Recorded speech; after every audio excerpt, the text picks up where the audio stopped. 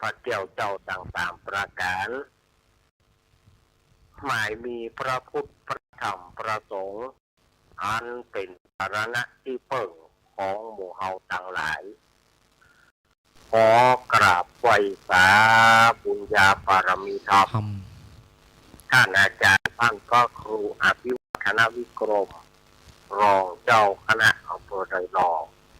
ผู้อำนวยการสถานีวิทยุมวลชนคลื่นสีขาวเพื่อชาวประชาเจ้าอาวาสวัดต่างเจริญผู้ดำเนินรายการ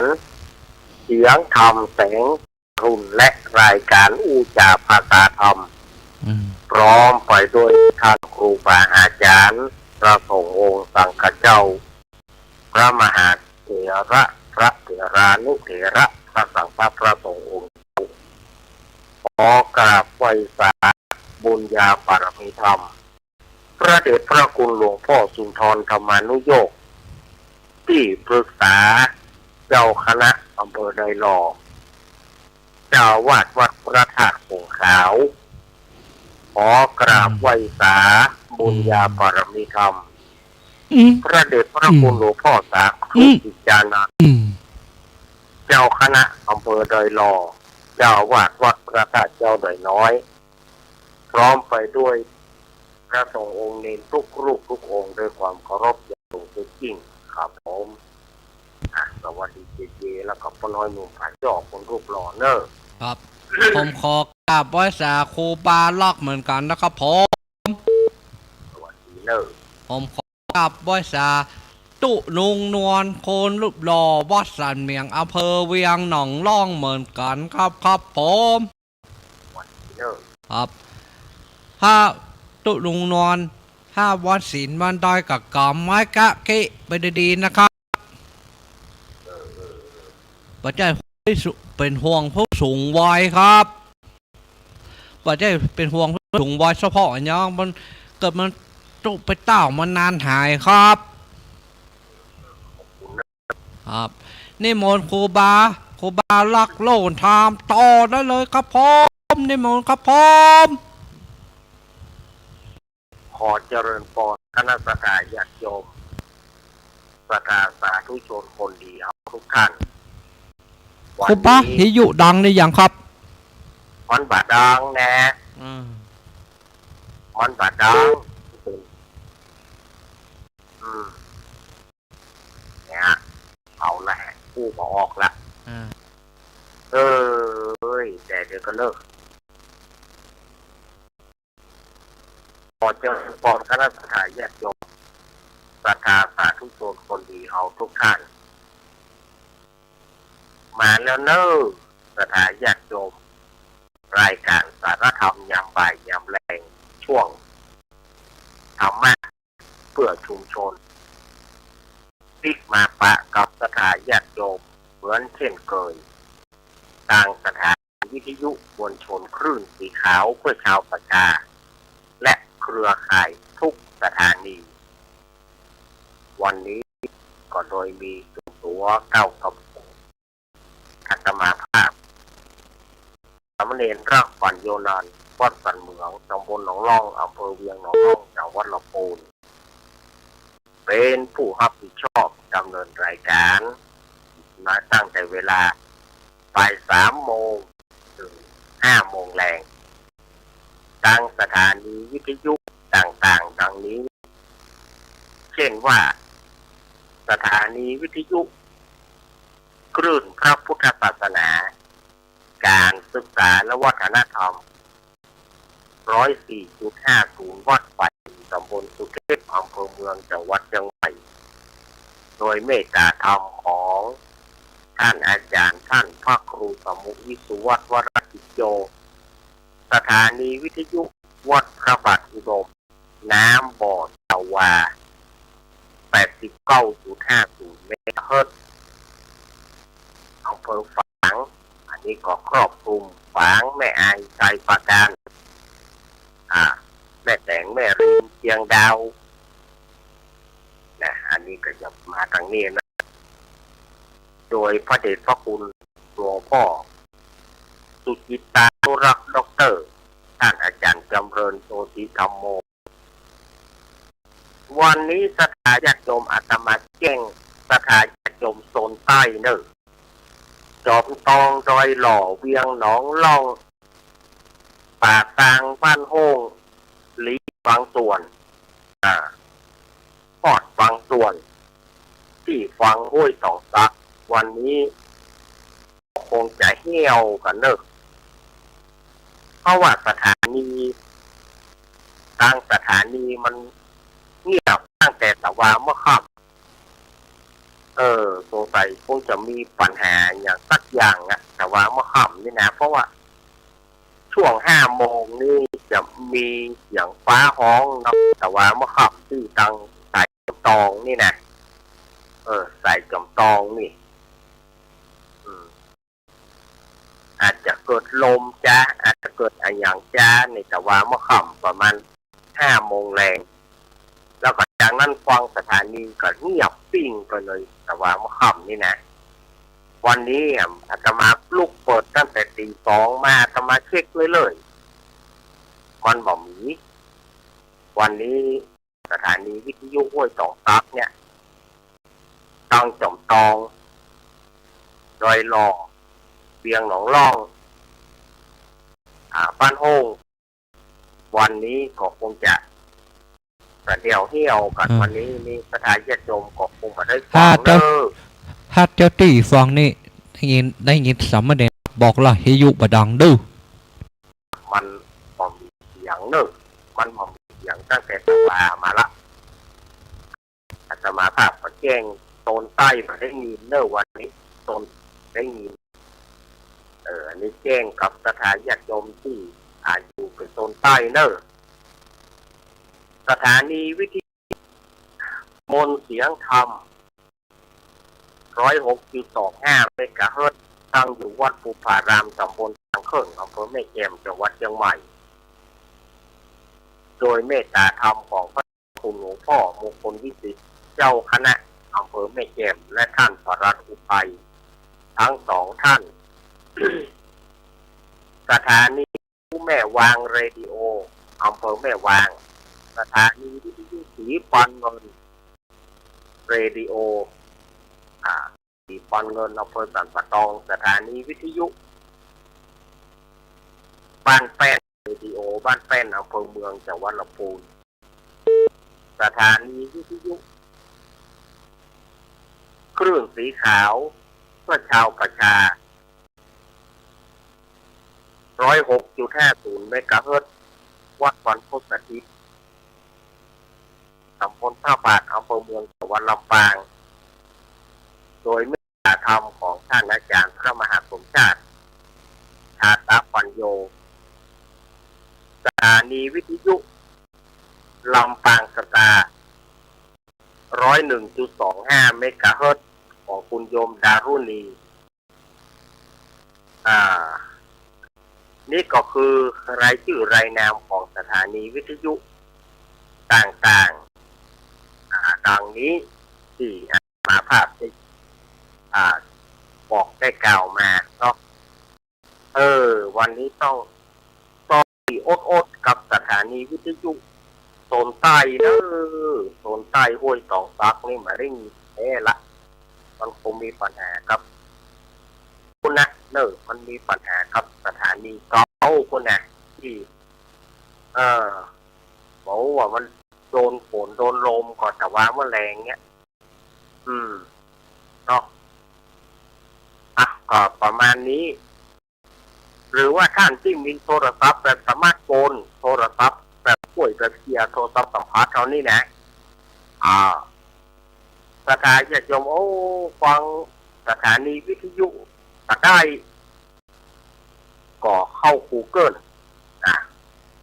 เข้า Google คลื่นสีขาวเพื่อชาวประชา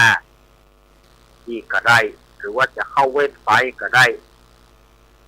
เข้าเว็บไซต์ก็ www.doilawradio.com www.doilawradio.com หรือว่าจะฟัง YouTube จะพอ YouTube ย้อนหลังก็พิมพ์ไปที่วัดไฝหิน2ก็เข้า YouTube อันก็ได้ถ้าฝ่ายมีโทรศัพท์แบบสัมผัสนี่มันจะง่ายไปเดียวเนาะฟังวิทยุมาดังก็เข้าทางนี้เอาอย่างนี้ดีกว่าเนาะ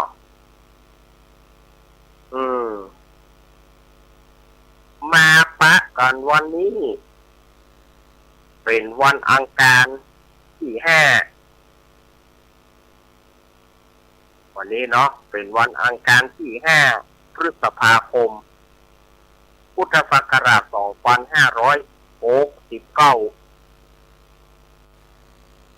เดือน8เหนือเดือน8เหนือเดือน6ใต้แอมมันนี่4ค่ำกล่าวว่าเป็นวันอังคาร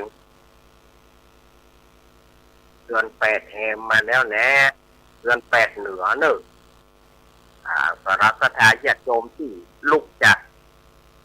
ท่านมาจากต่างจังหวัดอาจจะว่ามันเดือน6ท่านอาจารย์ไหนว่าเดือน8ทางเหนือเนี่ยมันจะเร็วกว่าจันทรคติของทางภาคกลางไป2 เดือน2 เดือนมันจะเร็วกว่ากันไปทางเหนือห้องเดือน8ทางเหนือห้องเดือน8ทางภาคกลางภาคอื่นๆต้นว่าเดือน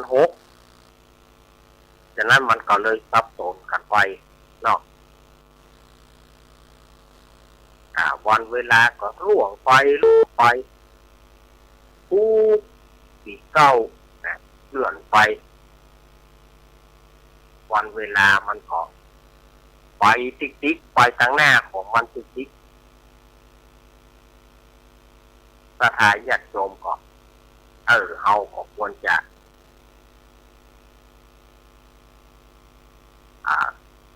พอไปเนาะบางทีมีอย่างที่เฮาจะได้งานที่ไหนมีงานประเพณีการงานที่ไหนมีแต่ก็ที่ดูที่เป็นลักใหญ่กับพระบาทตากผ้ากันเนาะ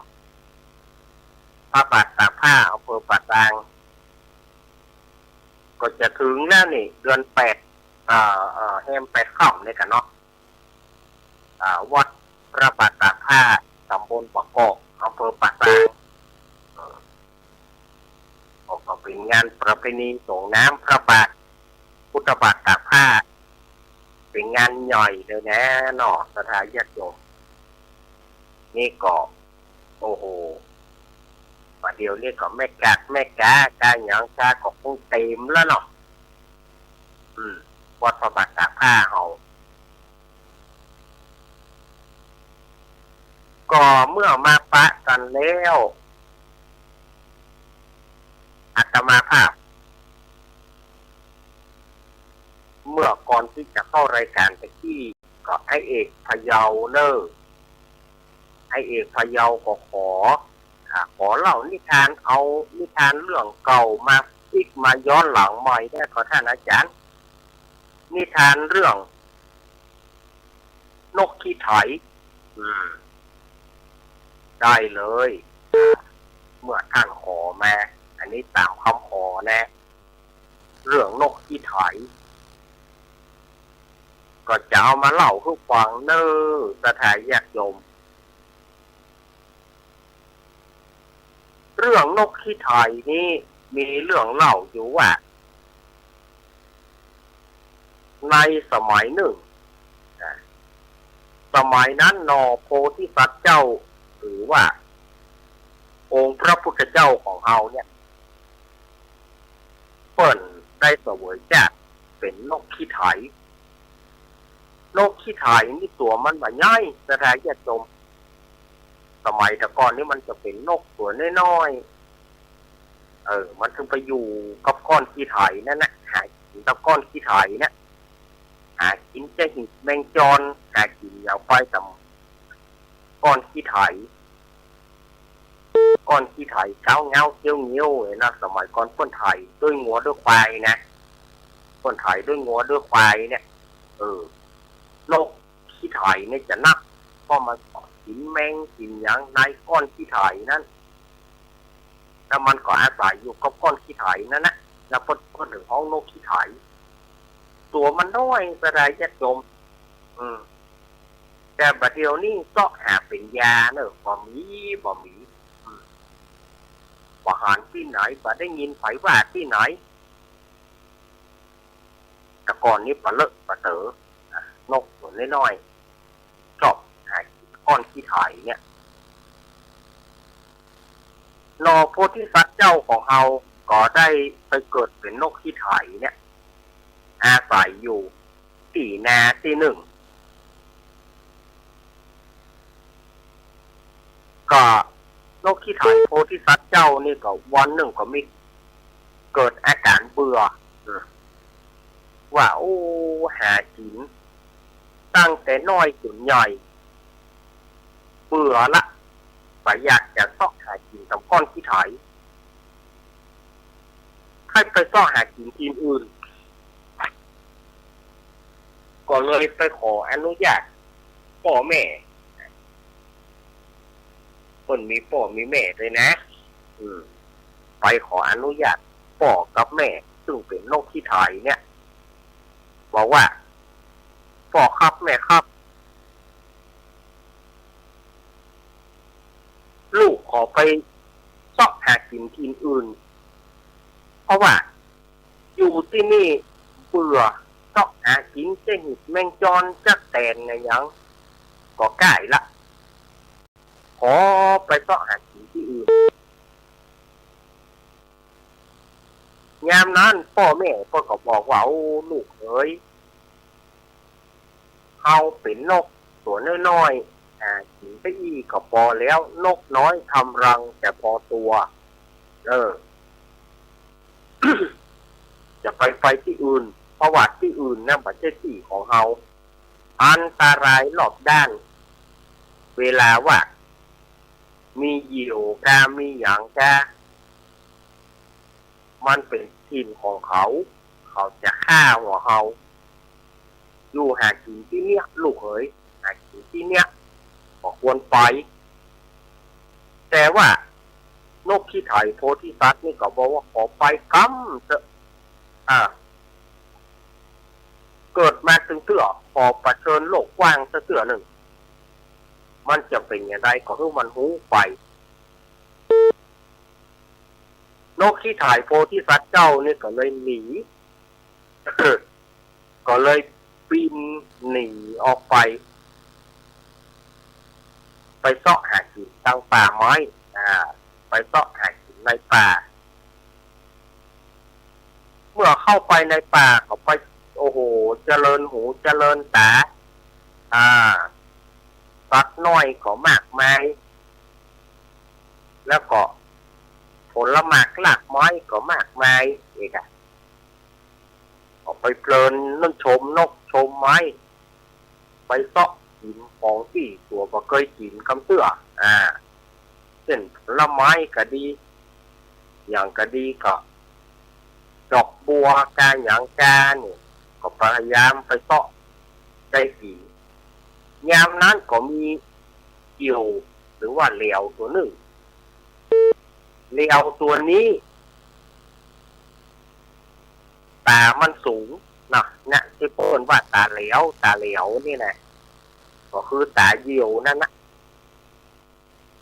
เหยี่ยวหรือว่าเหลียวเนี่ยตามันสูงมันบินอยู่พุ่นนะเพราะว่ามันเป็นเจ้าเวหามันเป็นเจ้าเวหามันอยู่ที่ไหนมันก็หันทีนี้พอมันหันนกขี้ไถ่เนี่ย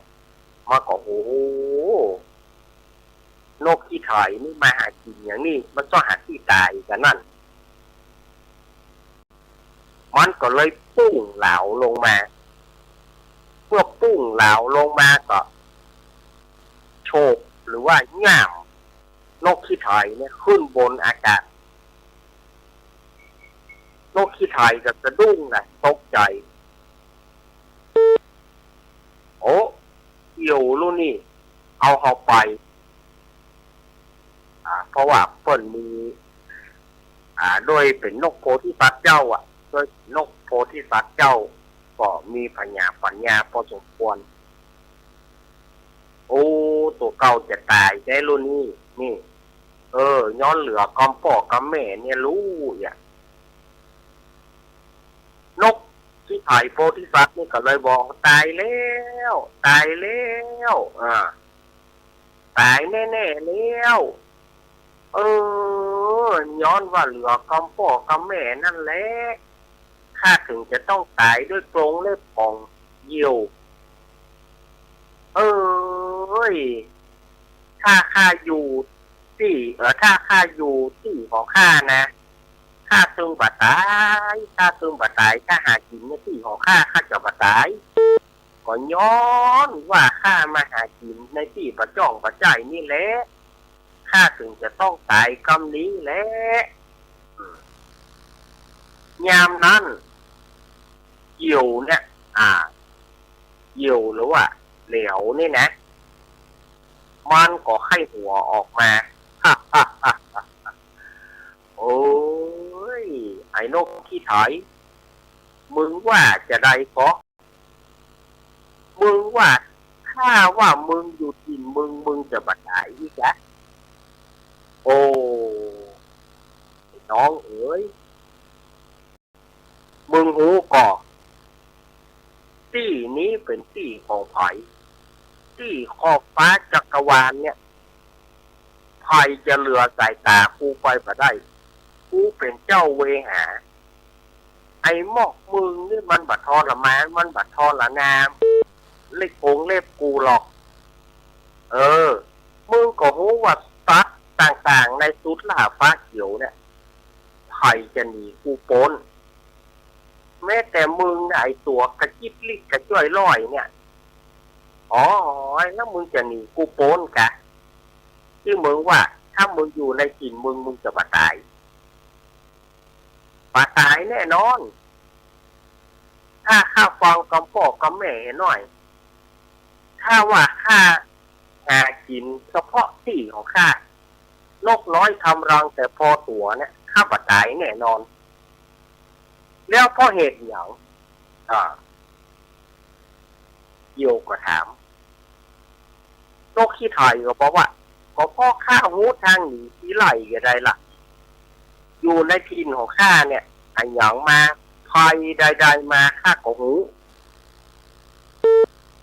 แต่นี่ข้ามาหากินที่ของท่านข้าก็หูที่หูต่างข้าเลยมาเสียท่าถ้าข้าไปยังที่ของข้าเนี่ยข้าหูทุกสถานที่นี่ข้าปะตายหรอกไอ้หนูไอ้หนูในโลกจักรวาลนี้ในทั่วโลกเนี่ยสัตว์ตั้งหลายมันยังหนีข้าขอพ้นแล้วตัวเจ้าจะพ้นได้จะได้ขอพ้นหรอกน่านกขี้ไถก็ยังคงตาก็ยังคงอู้อยู่ว่าน่าถ้าข้าไปยังที่ของข้าเนี่ยข้าตึงบาตายยามนั่นเหยี่ยวก็บอกว่าลองพอก็ละลองบอกลองพอบอกข้าจะไปส่งถึงทีมเจ้าแล้วข้าจะได้หูแล้วเขาจะได้หูกันว่าขนาดว่าเจ้าไปถึงทีมเจ้าแล้วเจ้าจะบาตายลองบอกเหยี่ยวก็อ่านนกขี้ไถ นกขี้ไถก็อ่านว่าจะเป็นเปอร์เซ็นต์ที่คือตัวหลอดเอาแกได้เลยเมื่อไหร่ทำไมเมื่อไหร่ที่ไหนได้เลยนกขี้ไถก็รู้ว่าตัวเก่าเนี่ยจะมีทางหลอด อันก็ไปเดี๋ยวนี้ มาเนอะอันก็ไปเดี๋ยวนี้ว่าแล้วเหยี่ยวบอกง่ามนกขี้ไถเนี่ยปีนขึ้นอากาศกลางหาวสูงสุดลิ่วปีนไปผิวเดียวก็ถึงที่อยู่ของนกขี้ไถ พอถึงที่อยู่ของนกขี้ไถก็บอกว่าไอ้หนูถึงที่เจ้าแล้วข้าจะปล่อยเจ้าลงมาปล่อยข้าลงไปแล้วเขาจะได้รู้กันว่าใครจะรอดใครจะอยู่หรือใครจะไปเกี่ยวกับปล่อยนกขี้ไถลงนกขี้ไถก็เข้าซุกกับก้อนขี้ไถนั่นนะแล้วก็ดีใจลำพองใจนกขี้ไถนะข้ากลับมาแล้วพ่อแม่เฮ้ยข้าปตายแล้วข้ากลับมาข้าปิกมาแล้วข้าปิกมาแล้วต่อไปนี้ข้าจะหากินสำเนี่ยแบบที่พ่อแม่สอนเนี่ยนกน้อยทำรังแต่พอตัวเอาแล้วข้าปตายแน่นอนแล้วส่วนว่าเหยี่ยวตัวนั้นก็บินขึ้นอากาศบินขึ้นจนสูงสุดบินขึ้นจนสูงสุดเมื่อมันบินขึ้นเต็มที่แล้วมันก็ก้มลงมาบอกว่าตาละกะแน่แล้วกะแน่แล้วนกขี้ไถก็บอกว่าแน่แล้วมาโลดมาโลดมือสิมามือใดก็มาใดมาโลดมาเลยนกอินทรีกับน่ะอยู่นี่นะมันก็บอกบอกใดแล้วเหลือก็ด้วยความโคตรล้ำก็เลยตัวพับปีกก็ปุ้งเหลาสลายญาติโยมพอมันพับปีกมันก็ปุ้งเหลาอย่าประโดดล่มมันล่มอย่าประทานได้กลางเตือนพับปีกก็ปุ้งสุดแองกับไปมีวิวปึ๊กตกใส่ก้อนขี้ไถเอาหน้าอกไปกระแทกกับก้อนขี้ไถไปมีเหลวมดเหลวเตวลูกยำเตาสลายญาติโยมเหลวสมชื่อเนี่ยอกเหลวพุทธพเจียงตายเมื่อตายแล้วนกขี้ไถนี่ก็เลยขึ้นไปนกขี้ไถนี่ก็ขึ้นไปยองตัวเหยี่ยวนะก็บอกว่าเจ้าเหยี่ยวเอ๋ยหูลิ้นของข้ายังข้าบอกแล้วว่าถ้าข้าอยู่ในกินข้าย่อมหูย่อมหันข้าย่อมหูสถานที่จึงหมดเจ้าก็ไปบอกฟังข้าประเด็นนี้เป็นอย่างไรตายได้ก็ดีก็คือสะใจโว้ยเนี่ยนิทานเรื่องนี้ก็เลยบอกว่าคนเฮานี่มันจะหูทีนไหนทีนนั้นถ้าเอาไปทีนเปิ้ลเอาบอกหูทีนเปิ้ลเป็นอย่างไรเฮาก็บอกหูเปิ้ลถ้าเฮาอยู่ทีนเฮาเนี่ยอันอย่างทางหนีที่ไล่ต่างๆเฮาหูนี่เฮาหูทางหนีที่ไล่ต่างๆเฮาหูไปจะมาในไม้ไหนเฮาหูเพราะว่าเฮาเป็นเจ้าทีนแต่ถ้าว่าเอาไปกินเขาเอาไปอยู่ที่เขานี่เอากอกจานเปิดพระพุทธเจ้าเปิดก็เลยจักเก่ามาบอกว่าภิกษุทั้งหลายเอ๋ยอ่านว่านกอินทรีหรือว่าเหยี่ยวตัวนั้นก็หากได้มาถึงพระเทวทัตเห็นในการระบาดนี้ส่วนอ่านว่านกขี้ไถก็คือตัวเราตถาคตในกาลปัจจุบันนี้ นี่ก็ตามคำขอของไอ้เอกเลิกไอ้เอกพะเยาขอมาเมื่อไอ้เอกพะเยาขอมาอาตมาก็เล่าให้ฟังนะขอบคุณไอ้เอกพะเยาเลิกมันเป็นเรื่องมันยาวหรือมันยาวแค่หน่อยมันซ่อหาง่ายมันก็หาง่าย แล้วมันก็เข้าใจได้ง่าย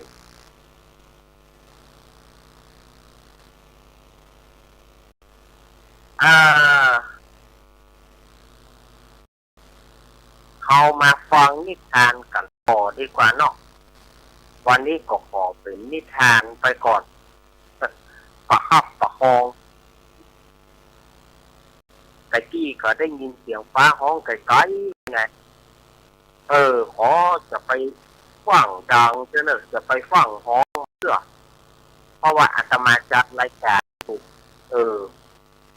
ถ้าเกิดว่ามันมีเสียงดังเกินกว่าพิกัดนี้เขาอู้กับก่อนนอกถ้าเกิดว่าเป็นฟ้าห้องฟ้าทางนี้อาตมาก็จะยุติการออก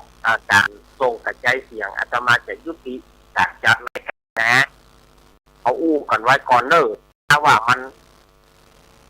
จัดได้ก็จะจัดต่อไปนะอันนี้เขาอู้กันไว้ก่อนนอกสถานญาติโยมนอกแต่ถ้าเกิดว่ามันแหงมันมีลมมีหยังอันนี้เขาก็เข้าใจกันอาตมาก็จะต้องยุติการออกอากาศนะเขาอู้กันไว้นี่เนาะ ต่อไปเขาก็มาฟังนิทานก็คือเอามาปัดฝุ่นน่ะสถานญาติโยมเอามาปัดฝุ่นเล่าคือขันฟัง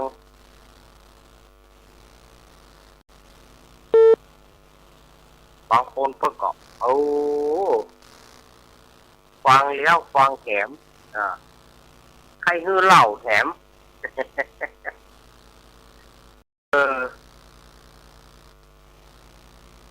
ฟังแล้วฟังแถมก็อันนี้ก็ลูกผู้เนรคุณเนาะลูกผู้เนรคุณเรื่องนี้นะเรื่องลูกเนรคุณนี่เพิ่นก็มีเรื่องเล่ามาว่ามีแม่แม่กับลูกเราอยู่ด้วยกันเมินมาก็แม่ก็ต้องหาคู่ครองให้ลูกคู่ครองให้ลูกก็คือเสาะหาเมียให้ลูกนี่นะเมื่อได้เมื่อลูกได้เมียก็อย่างว่านะครับเนาะเมียก็ยุแยงตะแคงรั่วยุแยงตะแคงรั่วคือลูกเปิ้นน่ะคือผัวจังแม่ตัวเก่านี่ค่ะคือผัวจังแม่ผัวโดยการใส่ความต่างๆแน่ๆใส่ความว่าแม่ทำเลอะเทอะที่เหี้ยอยู่เหี้ยต่างๆว่าต่างๆเนี่ยโอ้ผัวมันก็ทีแรกก็ผัวมันก็มาเชื่อว่าแม่จะเป็นอย่างอ่านไปเนี่ยแม่คงแบบเป็นอย่างอ่านแก่แต่ก็อย่างที่เขาอู้กันนะมันคนเขานี่ถ้าโดนยุโดนว่าไปต่างๆโดนว่าไปตึงวันเนี่ยมันก็ลูกคนเฮานี่นะถ้าฟังเข้าเนี่ยเปิดมาสนมาต่อเชื่อมันก็ลู่ตามนะอย่างลูกของไม่เท่านี่ก็เหมือนกันโดนเมียว่าไปว่ามาทำเถอะแล้วก็ไปโต้ว่าแม่ผัวเนี่ยเป็นทำ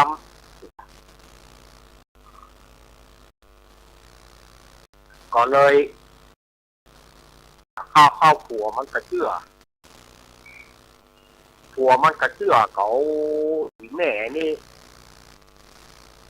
มาอยู่ก็เป็นเสนียดอย่างไรเนี่ย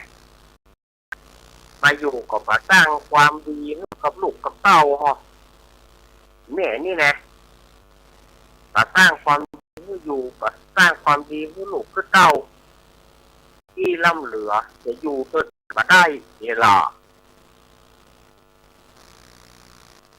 ก็เลยหาวิธีว่าจะเอาแม่ไปเผาหาวิธีจะเอาแม่ไปเผาดิบเนี่ยนะจะเอาแม่ไปเผาดิบว่ะก็ได้โอ้อะไรถึงขนาดนั้นเนาะคำว่าลูกแต่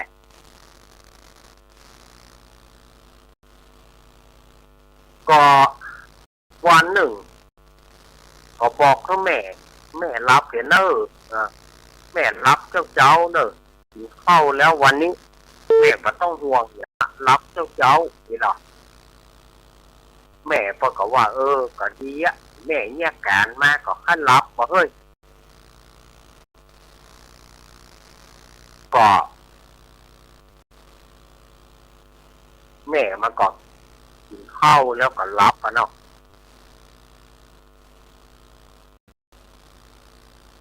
เมื่อแม่มันรับเขาตึ้งซองก็ลักหามแม่มาออกจากบ้านจากจองไปนะหามแม่ออกจากบ้านจากจองไปถึงปัจจ้าว่ะถ้าจะจมเมื่อไปถึงปัจจ้าก็เอาแม่วางจะเผาแต่ว่ามันผีตาหน้าเนาะลืมเอาไม้ขีดไฟลืมเอาไม้ขีดไฟถามที่สูงที่ไหนไม้ขีดข้าก็ไม่ได้เอามารู้ไอ้ก็ไม่ได้เอาไม้ขีดมาสักคำ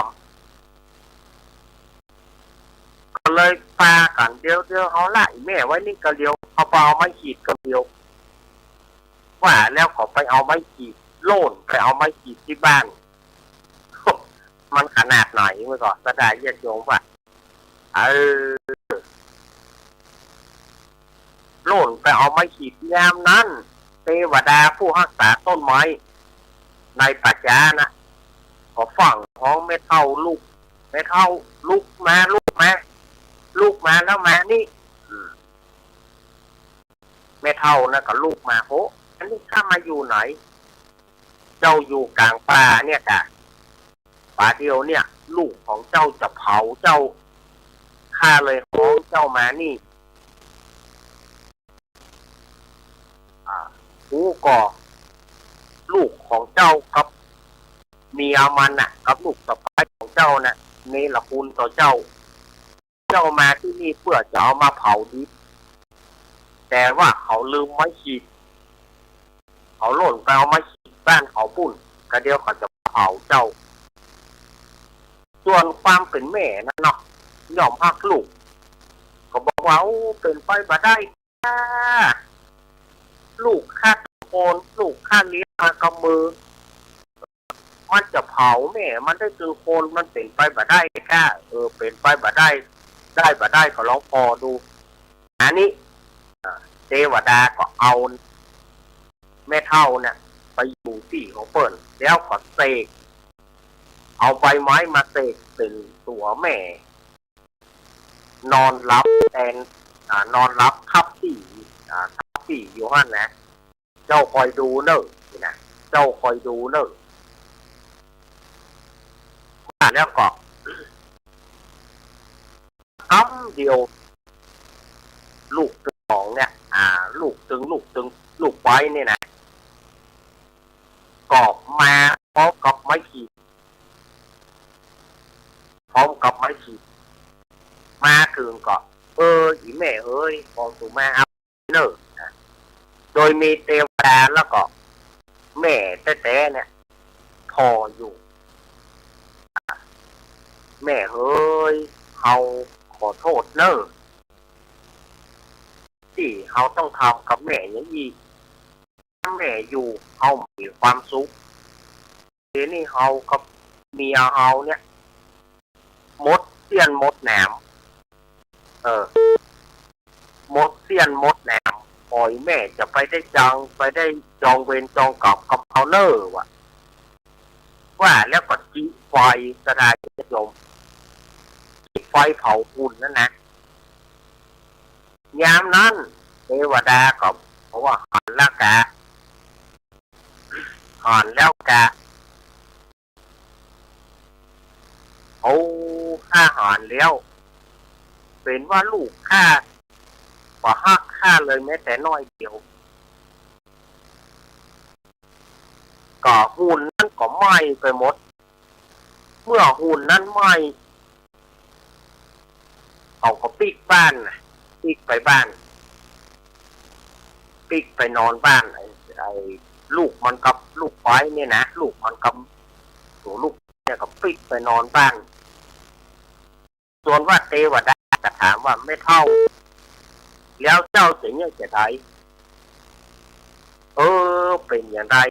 เขาก็เป็นลูกข้าขอทองคำสัก1 ถ้าข้าได้เอาฮื้อเขาเอาทองคำแหบนั้นฮื้อเขาแล้วข้าก็จะไปละข้าก็จะไปบวชเป็นแม่ชีจะไปบวชเป็นฤาษีอยู่ป่าไม้ปุ่นขอท่านเทวดาทองคำ1 เพื่อแก่ข้าเตอะแล้วก็เทวดาตาต้นไม้นั่นก็ฮือทองคำแก่ไม่เท่านี้1 เมื่อไม่เท่านี้ก็หาบทองคำไปถึงบ้านไปถึงหน้าบ้านก็ไปลูกเฮ้ยไอ้เฮ้ยแม่ละเนอแม่มาละส่วนว่าลูกถึงลูกไฟมันนะถึงคนผัวเมียนั่นนะได้ยินโคเสียงอีแม่แล้วเนี่ยอีแม่เฮ้ยอีแม่ไปสู่กติไปสู่ที่ชอบเตออีแม่จะไปมาหลอกลูกหลอกเต้าเลยลูกเต้าโคตรอีแม่เฮ้ยไปอยู่ที่ชอบของแม่เตอพุทธังสารนังกัจฉามิธัมมังสารนังกัจฉามิสังฆังสารนังกัจฉามิแม่ไปอยู่ที่ชอบเตอเนอแม่ไปอยู่ที่ชอบเตอเนอแม่บัดตายเจ้านะลูกออกมาก่อนแม่มีของดีจะฮื้อแม่เฮ้ยไปเตอลูกขอโทษลูกหูแล้วลูกขอโทษลูกออกมาก่อนแหละออกมาก่อน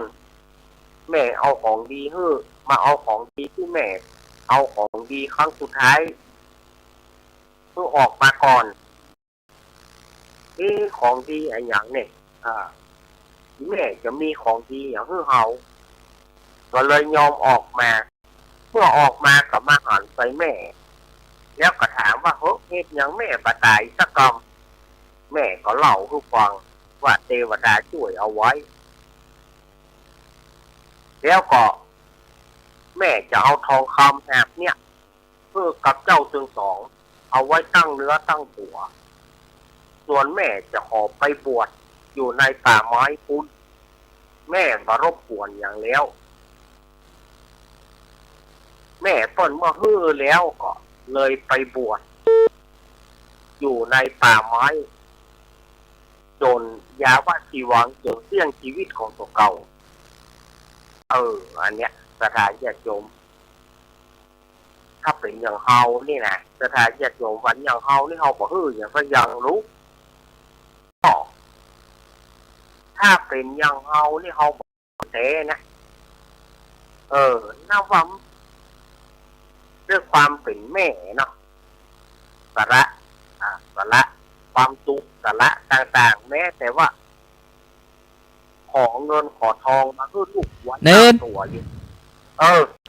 เน้นว่าต้องวางโทรศัพท์นะครับผมจะไปโทรสถานีโดยไอ้ยินก่อนนะครับจะไปโทรสถานีโทรจังซักก่อนนะครับแล้วอันเขาจะลวดเนี่ยนะจะลวดเลยครับแล้วมันจัดอย่างไรโอ้นะข้างบนก็ขลึ่งครับจะลวดจะฟังไปโทรจังซักแล้วจะมาเว้ยครับทางนั้นก็ขลึ่งครับ ครับครับสวัสดีครับสถาญาติโยมต่างหลายเขาก็อ่านได้ว่า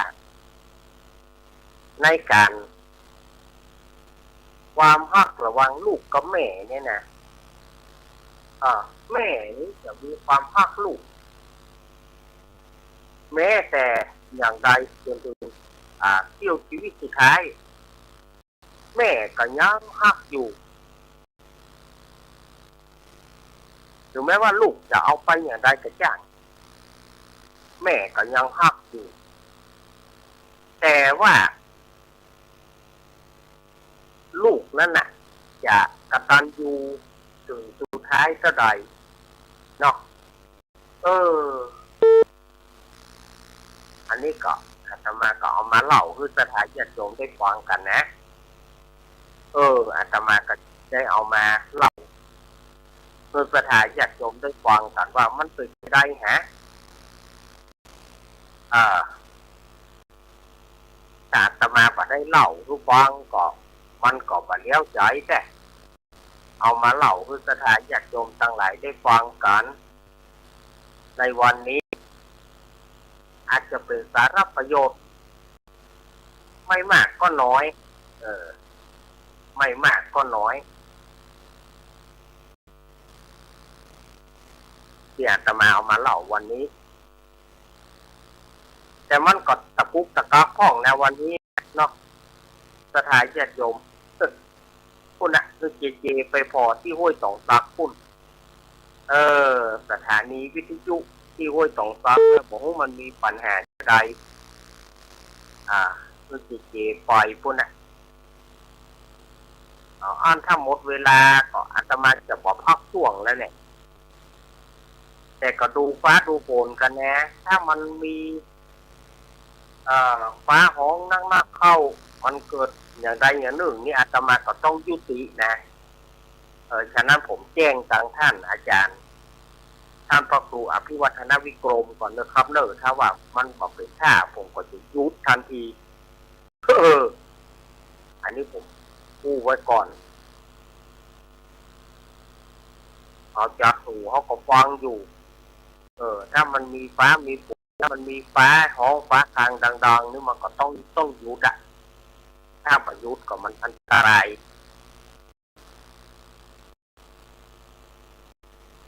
นี่ก็เป็นนิทานที่เอามาเล่าให้สถานญาติโยมตั้งหลายว่านิทานเรื่องนี้เอามาเล่ากับสถานญาติโยมได้ฟังอาจจะเป็นสาระประโยชน์ไม่มากก็น้อยไม่มากก็น้อยที่เอามาเล่าก็ออกไม่ออกสถาฟัง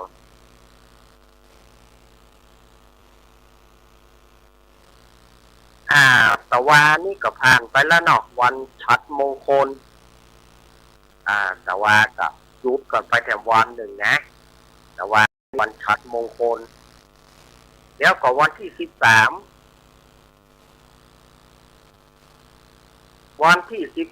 นี่ก็จะเป็นวันพฤชมงคล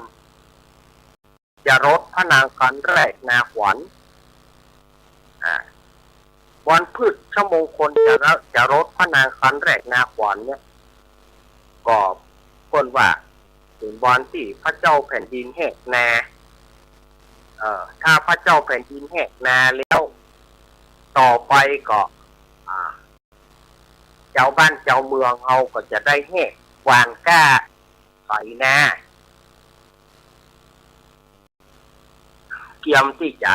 ทำกสิกรรมปลูกข้าวปลูกนากันนะครับก็จะได้ทำมีการกสิกรรมปลูกข้าวปลูกนากันนี่ก็คือสถานญาติโยมเขาก็ปีนี้สถานญาติโยมบางพ่อก็โทรถามอาตมาท่านอาจารย์ปีนี้พระโคกินอย่างอาตมาจะไปหูได้จะได้เล่าถ้าสถานญาติโยมอยากจะหูพระโคกินอย่างก็ต้องติดตามพ อทางโทรทัศน์ฟังทางวิทยุดูว่าปีนี้พระโคกินหยางโกนหลวงก็จะทำนายพระโคกินหยางหมอโหนก็จะทำนายไว้ว่าอันนี้ถ้าพระโคกินนั่นจากบ้านเมืองเฮาหรือว่าพักสาหารพักสาหารพลาหารต่างๆน้ำถ้าจะอุดมสมบูรณ์กันอย่างกาโอนก็จะทำนายเอาเองเอาก็คอยดูกันไปว่าปีนี้พระโคที่เพิ่นเอามาแห่ไถนานั้นพระโคหยังก็ต้องมาดูในวันนั้นวันที่13พฤษภาคมตรงกับวันพุธวันพุธแน่นะวันพุธแน่ก็จะได้รู้กันว่าพระโคกินหยัง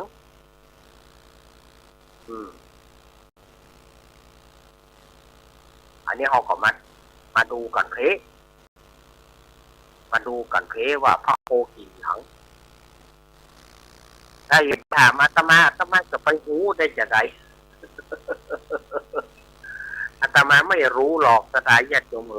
อีกไงสถาญาติโยมนี่ก็ป้อจะเอาไปเอามาก็ป้อจะ3 โมงป้อจะ4 โมงแล้วสถาญาติโยมว่าในเมื่อเจก็ไปอยู่อาตมาจะว่าไปจริงอันทางบนก็ขลึ่งละหันสถาญาติโยมเอาตึกไหนกับตึก5นะหญ้าเตียงก็ไปว่าไม้อิ่มนะหญ้าเตียงก็ไปว่าไม้อิ่มนะเพราะว่าอาตมาจะฟังตัวถ้าว่าหันมันบอกถึงค่าอาตมาก็ต้องหยุดนะถ้าว่าฟ้าห้องเกินอาตมาก็ต้องหยุดนะสถาญาติโยมก็อันตะกี้อาตมาก็ได้อู้ถึงวันพฤชมงคลจะพระนางคันแรกนาขวัญว่าไปแล้วเนาะต่อไปก็จะเป็นวันวิสาขบูชาวันวิสาขบูชาก็ตรงกับวันเดือนเก้าเปงพุทธปีนี้จะมาตรงกับเดือนเก้าเปงพุทธปีนี้นะวิสาขบูชาเป็นวันที่พระพุทธเจ้าของเราประสูติตรัสรู้แล้วก็ปรินิพพานก็ในวันนักขัตฤกษ์วันวิสาขบูชานี่แหละเกิดวันเดือน8 เปงนะตรัสรู้อนุตตรสัมมาสัมพุทธเจ้ากับวันเดือน8 เปงแล้วก็ปรินิพพานหรือว่าไถกับวันเดือน8 เปงอันนี้ก็หมู่เฮาก็จะได้ทำบุญใหญ่กันนะครับที่31พฤษภาคมตรงกับเดือนเก้าเปงพอดีแล้วปีนี้ตรงกับวันอาทิตย์กันวันอาทิตย์เนาะสถาญาติโยมอาทิตย์ที่31พฤษภาคม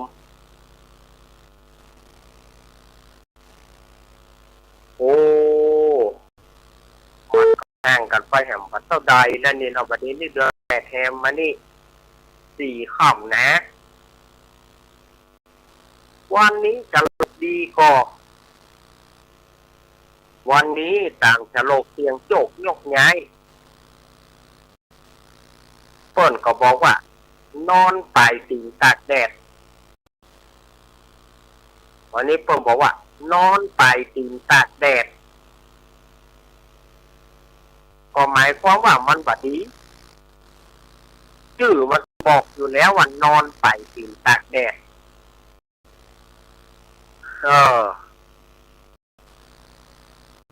บอกว่าข้างขึ้นข้างทำนะนอนไปตีนตากแดดก็มันซึ่งบัดดีอยู่แล้วสถาญาติโยมวันผูกรอท่านอาจารย์วันผูกเกาะผีแวดล้อมปองเอาวันผูกใน5 ค่ำนะผีล้อมปองเอา แล้วก็เป็นวันเสียโดยตุกกระปุดเออ มันต้องเนินกันเนอสถานญาติโยมวันพุธนี้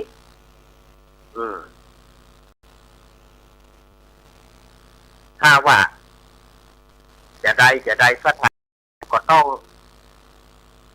ถ้าจำเป็นจะทำจนได้จนเป็นก็ต้องดูเลิกดูยามเอาเลิกใดดียามใดดีก็ต้องดูเอาแต่ถ้ามันเป็นวันเสียแล้วเนี่ยถ้าจะฮื้อดีแต่อย่างวันพุธนี่นะมันเป็นวันเสียยามมันจะได้อย่างไรก็อย่างวันมันเป็นวันเสียมันจะวุฒิจำเริญกะเพรามันจะบอกวุฒิจำเริญก็คือว่ามันจะป่าจุ่มเนื้อเย็นใจมันอย่างเงี้ยการใดมันก็บาราบรื่นในสถานญาติโยมฉะนั้นเราก็วันไหนที่เปิ้นว่าบดีถ้าหลีกเลี่ยงได้ก็หลีกเลี่ยงเนี้ยหลีกเลี่ยงไปวันอื่นอย่างวันฮือเนี่ย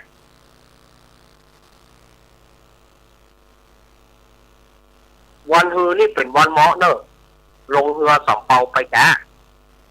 ตรงกับวันพฤหัสบดีตรงกับวันครูตัววันนี้เหมาะนะวันพักลงเรือสำเภาไปแกถ้าสถานญาติโยมจะทำกิจการมงคลก็ต้องรอไปวันพักเนอะลงเรือสำเภาไปแก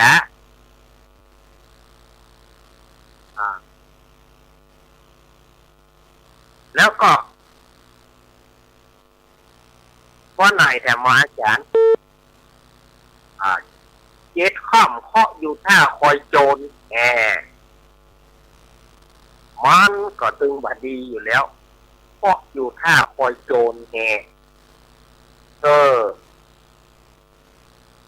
แปดข้ามสารโบนบ่เมียน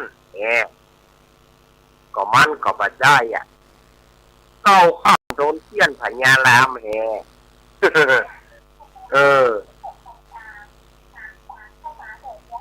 ติดข้ามหาความงามบาได้ลูกสลายจัดโยมว่าโอ้โหนี่นะสำหรับท่านทั้งหลายนะมันจะไปได้มันก็กับวันอังคารหน้าพวกกันนี่จากวันพักนี่มันจะไปได้วันอังคารหน้าเนี่ยอันนี้ของเดือน8นะของเดือน8แล้วก็สุดท้ายก็คือวันพัก13ค่ำวันพักหน้าปุ่นน่ะมันจะไปเหลือแต่อันนะที่จะเป็นใจเลิกนะเป็นใจเลิกนอกนั้นก็เป็นวันผีหัวหลวงก็วันเสียวันผีหัวหลวงก็วันเสียวันผีหัวหลวงนั่นได้แก่อย่างอาจารย์ผีหัวหลวงก็ตั้งแต่2 ค่ำ2 ค่ำ4 ค่ำ5 ค่ำ7 ค่ำ8 ค่ำ9 ค่ำ10 ค่ำ12 ค่ำ14 ค่ำ15 ค่ำอันนี้ก็เรียกว่าผีหัวหลวงถ้า1 ค่ำ3 ค่ำ6 ค่ำ11 ค่ำ13 ค่ำอันนั้นเรียกว่าวันใจเลิกวันใจเลิกแล้วก็สถานญาติโยมถามมาว่าแล้ววันเก้ากองนั้นเขาทำบุญได้ก็วันเก้ากองนั้นทำบุญได้ไม่มีปัญหาแต่เปิ้นยกเว้นการเผาศพเก้าอันวันเก้ากองเฉพาะนี่จะทำบุญอย่างวันเก้ากองกลัวมันบดีวันเก้ากองเนี่ยเขาทำบุญทุกอย่างดีเก้ากองก็เข้าของหายโยมเก้ากองก็คือเข้าของทำบุญอย่างได้หมดแต่เปิ่นยกเว้นการเผาศพตอน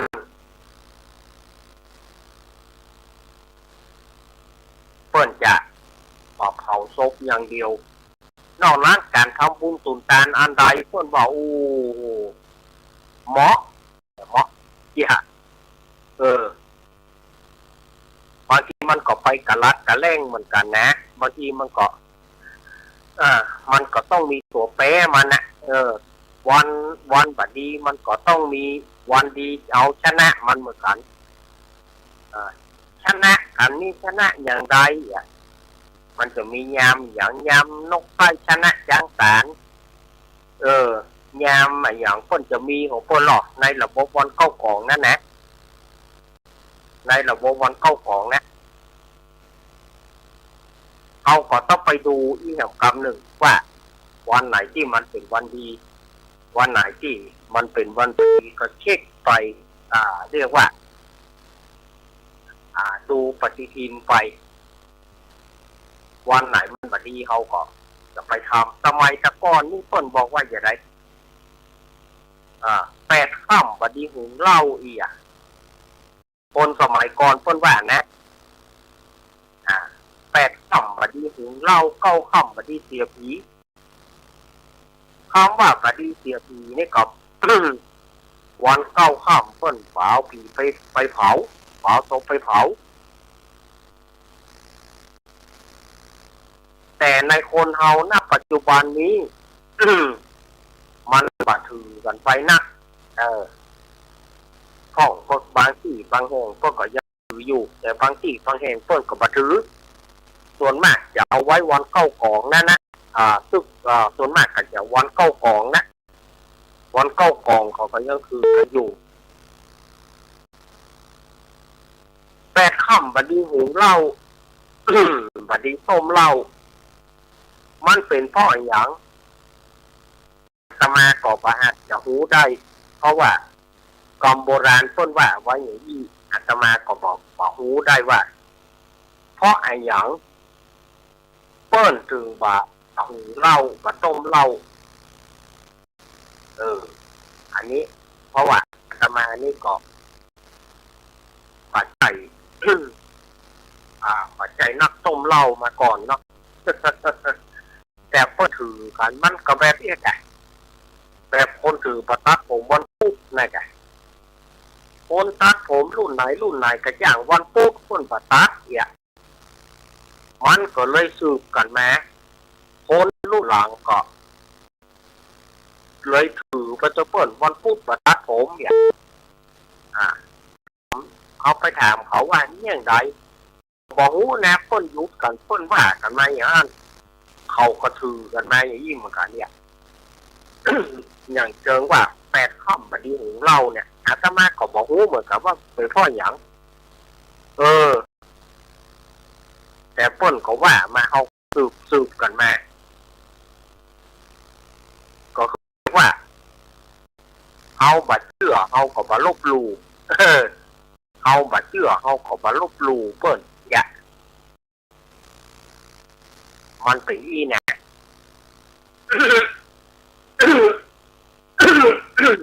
ถูกไหมญาติโยมมันก็เป็นระบบของเรียกว่าความเชื่อความศรัทธาอย่างเชื่อคนสมัยก่อนเพิ่นทำอย่างเพิ่นบ่มีปัญหาก็เพราะคนตะกอนนี่ถ้าว่าเลิกใดที่บดีจะบ่เอาเด็ดขาดเลิกในบดีฉลกตัวบดีเพิ่นจะบ่เอาเด็ดขาดก็เพราะเพิ่นเชื่อกันอย่างนี้คนสมัยบดีเดี๋ยวนี้เอาตามชอบใจว่าแต่ก่อนนี่ยังการบ้านแม่ก็จะต้องไปขอพ่ออาจารย์มาพอเลิกก็ลูกพ่ออาจารย์มาพอเลิกพอยามจะแปลงบ้านอย่างใดลักษณะดีก่อลักษณะดีก่ออย่างนั้นก็ลูกคนจะมาสโลกเสาที่ต้นอย่างที่อาตมาเคยสโลกเสาเพื่อสถานญาติโยมอาตมาสโลกเสาเพื่อญาติโยมว่าได้ที่ต้นเงินเฮาที่ต้นอย่างที่อาตมาเคยส โลกคือสถานญาติโยมฟังหลายต่อหลายเสือเนาะประเดี๋ยวนี้ห้องสโลกอย่างเอาตามเปิงใจว่าเสือบางทีล้ำไปเขามี ล้ำเขามีอย่ามันโดยปัดสโลกคือมันอยู่ความจริงด้านการสโลกเนี่ยเปิ่นก็ดูต้นว่าเอาอย่างดีเมื่อมันไปลงตัดที่ดีอย่างที่คนนับกันมาไม่ก่อนน้ำบอกเกี่ยวกินเย็นอันนี้ต้นแรกนะต้นที่สองผีเห็นอยู่ใต้ล่างต้นที่สามละเงินห่างเป็นผาควายต้นที่สี่นิดถงลายใส่เงินย่อยต้นที่ห้าป้อนข้าวโอยหัวผี 5 ต้นนี่ฝ่ายกระตือบ่าวนะมันเป็นเกเดไว้มันเป็นเกเดไว้มันได้5 ต้นมันก็มาเป็นตัวตั้งกันไว้ข้ามเศรษฐีเพื่อตาลูกก่อนยังถือว่าได้นะถือว่าได้เพื่อตาลูกต้นที่ติดผูกเจ้าใหม่มาเมืองอันนี้ก็ได้แต่ว่าไฟก็บ่เอาเพราะ7 ต้นมันเป็นละเกละกาว่ามันแบบให้แงม 8 ค่ำเตจะ8 ต้นเตจะเรืองทั่วฟ้า8 ต้นไฟเอาเสา8 ต้นเนี่ยมันไปลงที่เตจะเรืองทั่วฟ้าถ้าจะเอา9 ต้นได้ก็9 ต้นก่อนน้ำบอกเกี่ยวกินเย็น10 ต้นได้ก่อ10 ต้นมาได้ผีเข็นอยู่ใต้ล่าง11 ต้นละเงินหาเป็นผาควายมันต้องไปลงที่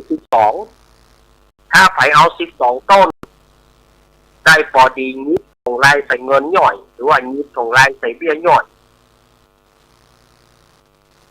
อันนี้ถ้า12 ต้นมันจะจับอีกนิดส่งลายใส่เบี้ยย่อยหรือว่านิดส่งลายใส่เงินย่อยนิดส่งลายไว้ท่าเลยอันนี้เหมาะอันนี้ถ้าเสา12นะถ้าเสา12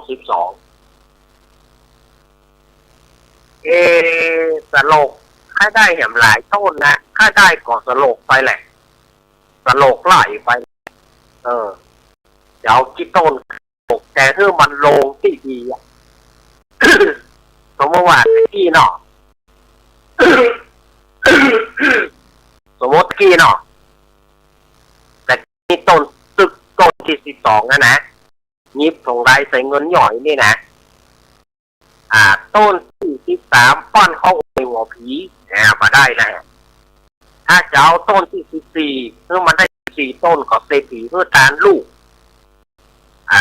ก็ถามว่าหมอไหมก็พอได้แต่ไม่ถึงกับรวยมากหมอกปานกลาง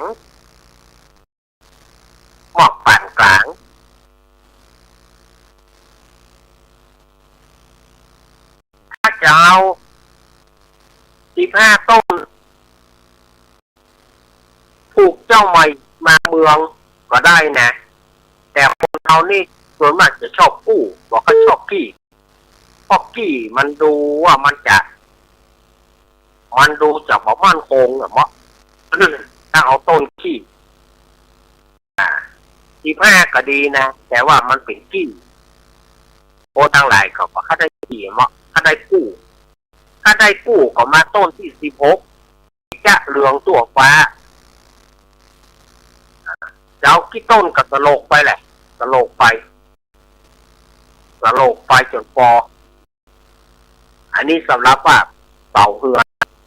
ท่านที่จะแปลงบ้านแปลงเฮือนสมัยตะกอนนี่เปิ่นแต่งอย่างแม่เนี่ยเปิ่นก็ดูจากการสโลกแล้วเปิ่นมันดีเปิ่นให้มันดี แต่คนบัดเดียวนี่ก็คือ พอใจว่าจะเอาอย่างใดก็ได้มันมี นะสาราว่าเนี่ยขอเลี้ยวอย่าคนเอามันเอาอย่างนั้นนะมั้งหูกี่ต้นกี่กออย่างนี้นะเปิงใจตัวเก่าว่าบ้านบางหลังมันบัดถูกสลกบ้านบางหลังเขาไปต่อตั้งแต่เขาไปทำพิธีขึ้นเรือนใหม่เขาตึงหูเลยอะว่าบ้านนี้มันขึ้นไปแล้วมันรู้สึกโล่งหรือว่ามันรู้สึกอึบตันเนี่ยมันมีเนาะกระดาษญาติโยมเขาขึ้นไปม่วนกับบ่ม่วนนี่นะเอาตึงหูละบ้านใดขึ้นไปแล้วสีท่าจะบ่ม่วนบ่มีชีวิตชีวาโอ้บ้านนี้บัดถูกสลกคือบัดถูกสลกอย่างไรมันขึ้นไปมันพิษมันจึงมีข้อพิษมันจึงมีที่ขึ้นไปโอ้ปลาสีบะโลงโอ้บะโลงแต่โอ้บ้านนี้บัดตรงสลก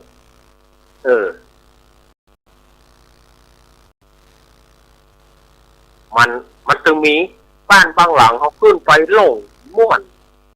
เขาขึ้นไปม่วนใจอันนั้นแสดงว่าเพิ่นตรงสลงเพิ่นเขาขึ้นไปแล้วรู้สึกว่ามันแบบม่วนอย่างหนึ่งมันมีหั่นอย่างหนึ่งมันบอกม่วนเขาไปกับหัว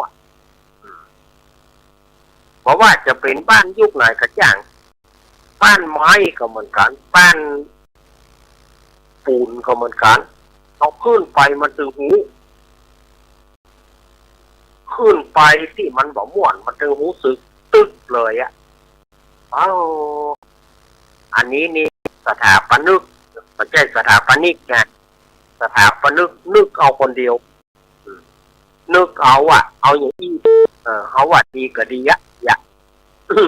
มันนึกกันเอาคนเดียวแต่แล้วมันบางทีมันบัดจับบางทีมันก็บัดจับมันบัดถูกสลกของมันแต่ก็จะได้ยากหลงว่าโอ้ท่านอาจารย์จะไปเรื่องมากนะก็บ่ได้เรื่องมากนะแต่ก็อยากโยมได้อยู่เป็นสุขถ้าอยากโยมอยู่เป็นสุขพี่น้องครอบครัวมันถูกมันโล่งกันเนี่ยมันหังม่วนลูกมันหังม่วนลูกมันบ่ได้ผิดบ่ได้เถียงบ่ได้ด่าบ่ได้แย่งกันเนี่ยถ้ากันใดผิดกันเถียงกันซึ่งว่าบ้านหลังนั้นอยู่ม่วนเทวดาตนดีๆมันก็บ่อยู่ตัวแม่นก็ถ้าสถานที่เฮาอยากให้อยู่แบบผาสุขความเจริญมันถึงมีของมันน่ะถ้าอยากโยมจะคือมันมีคือมันสุขไปตลอดกันว่าเสือคู่หัวเขามีอยู่ด้วยกันอยู่ด้วยกันก็ด่ากันตีกันเทวดาตนดีก็อยู่มาได้มีข้าผีข้าเหยาไปอยู่ตัวมันก็ยุคมันเกิดขึ้นเนี่ยถ้ามันประถูกสลกมันก็เป็นปัญหาอย่างนี้นะถ้าเอานะ โอ้ที่เราเหลือก็แค่ก็เขาจะแปลงบ้านแปลงจองเนี่ยสถานญาติโยมเขาต้องกึศเอาให้มันดีกันเนาะถ้าอยากโยมอยากจะได้บ้านดีก็ต้องเอาตามสลกนี้เอาคือเขียนเป็นแล้วคือสลาพ้นพอว่าทรงอย่างนะแล้วเสาประมาณตะอีเอาคือเปิ่นพอบอกควรที่ว่าจะเอาเปิ่นว่ากำเดียวมาได้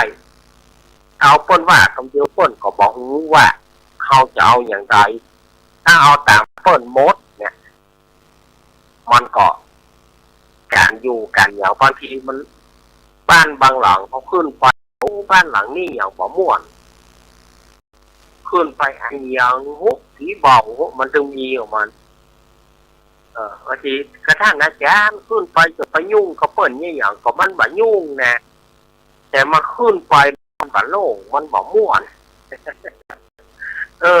บ่ใจว่าเขาจะไปยุ่งไปงีบ่ใจมันบ่ม่วนสถานที่ลงมาขึ้นไปแล้ว มันบ่โล่งมันบ่ม่วนเมื่อบ่ม่วนแล้วเราจะไปอยู่อย่างไรอ่ะเราจะไปทำบุญทำอย่างมันก็คือมีอันอย่างหนึ่งเนี่ยการจะแปลงบ้านแปลงจองอะไรอย่างต่างๆเอาทำบุญเขาบอกค่าได้วันดีเอาทำบุญแล้วเขาก็ได้วันที่ดีมันก็ปัจจัยที่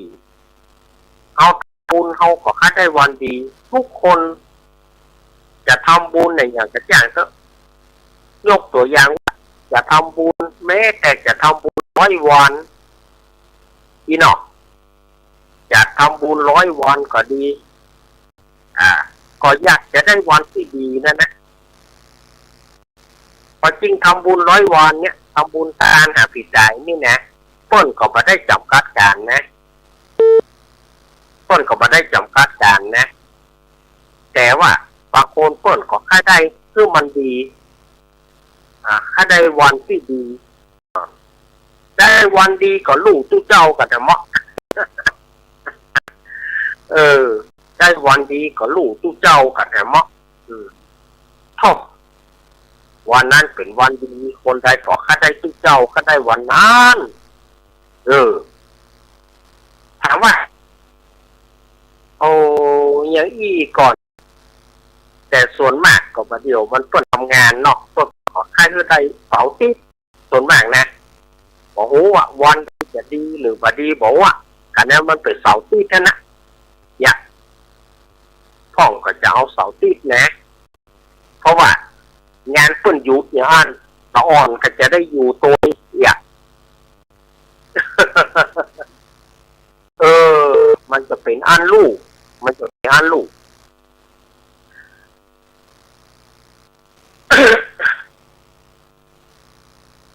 อันนี้ก็เอามาอู้กับสถานญาติโยมฟ้าห้องหยุดเฮ้ยถ้าจะได้ก็ถ้าจะโตก็ขอให้มันเลี้ยวก่อนเนอะเลี้ยวรายการก่อนเนอะ5 โมงพุ่นถ้าจะโตแต่ก็ขอให้โตดีๆงามๆนะโตดีๆนะห้ามเอาลมห้ามเอาบาดเจ็บเอาอย่างลงมาประเดี๋ยวนี้พ่องก็กำลังห่อมะม่วงพ่องก็กำลังเก็บเนาะมะม่วงนี่นะประเดี๋ยวนี้พ่องทางบ้านอาตมาเนี่ยพ่องก็กำลังห่ออยู่พ่องก็เก็บละปีนี้ก็ถือว่า ราคามันก็พอดีอยู่ก็หาปีนี้เนาะปีเลี้ยวนี่ขวางเบอร์ปีเลี้ยวนี่ขวางเบอร์ปีเลี้ยวนี่ขวางกันซะนะพอมันโลนตามยถากรรมว่ามันมีแก่ดูปีนี้นี่เขาห่อกันประคบประงมกัน ประคบประงมกันห่อกันพ่อไว้ก่อนแล้วก็ขายน่ะประเดี๋ยวนี้เก็บขายละ ถึงแม้ว่าราคามันจะประสูงนักพอขายได้อยู่นี่เขาว่านะเขาว่านะปีแล้วนี่ขว้างแต่กะปีแล้วนี่ขว้าง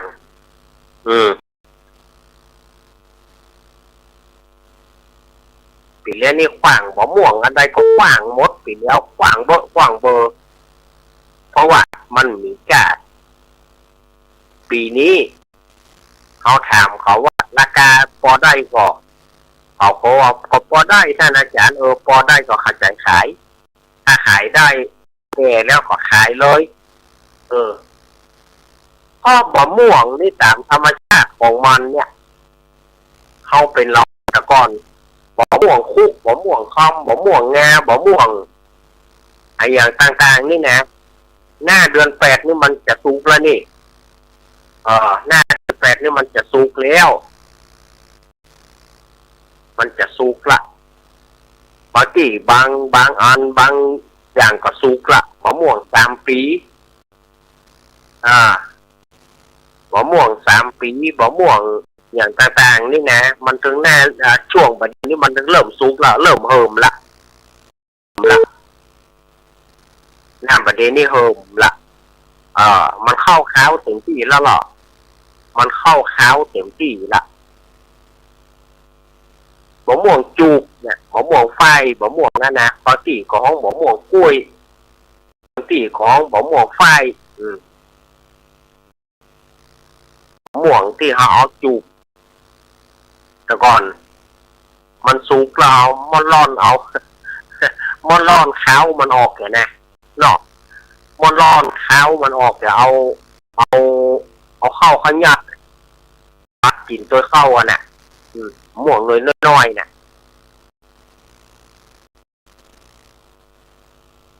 มันจะสุกแล้วลูกหม่วงส่วนมากมันก็จะสุกแล้วเนี่ยก็ต้องขัดใจเก็บมันสุกเพิ่งก็บ่เอามาสถานญาติโยมเอาหมอกมันเข้าข้าวนี่ก็ขัดใจเก็บเพียก็ถือว่ามันแก่แล้วมันก็เริ่มจะสุกละ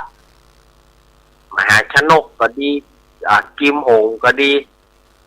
ไอ้ยำหูจื้อบ่ม่วงบ่เดียวอาทูน่ะจักรพรรดิน่ะมันศรีวิชัยน่ะสถานญาติโยมเขาว่านะแต่ก่อนนี่ก็มีน่ะบ่ม่วงมันขี้หนอนนั่นนะแต่ก่อนบางที่ของบ่ม่วงขี้ตู้บางที่ของบ่ม่วงขี้หนอนบ่ม่วงขี้ตู้หรือว่าบ่ม่วงขี้หนอนนี่หน่วยมันใหญ่นะ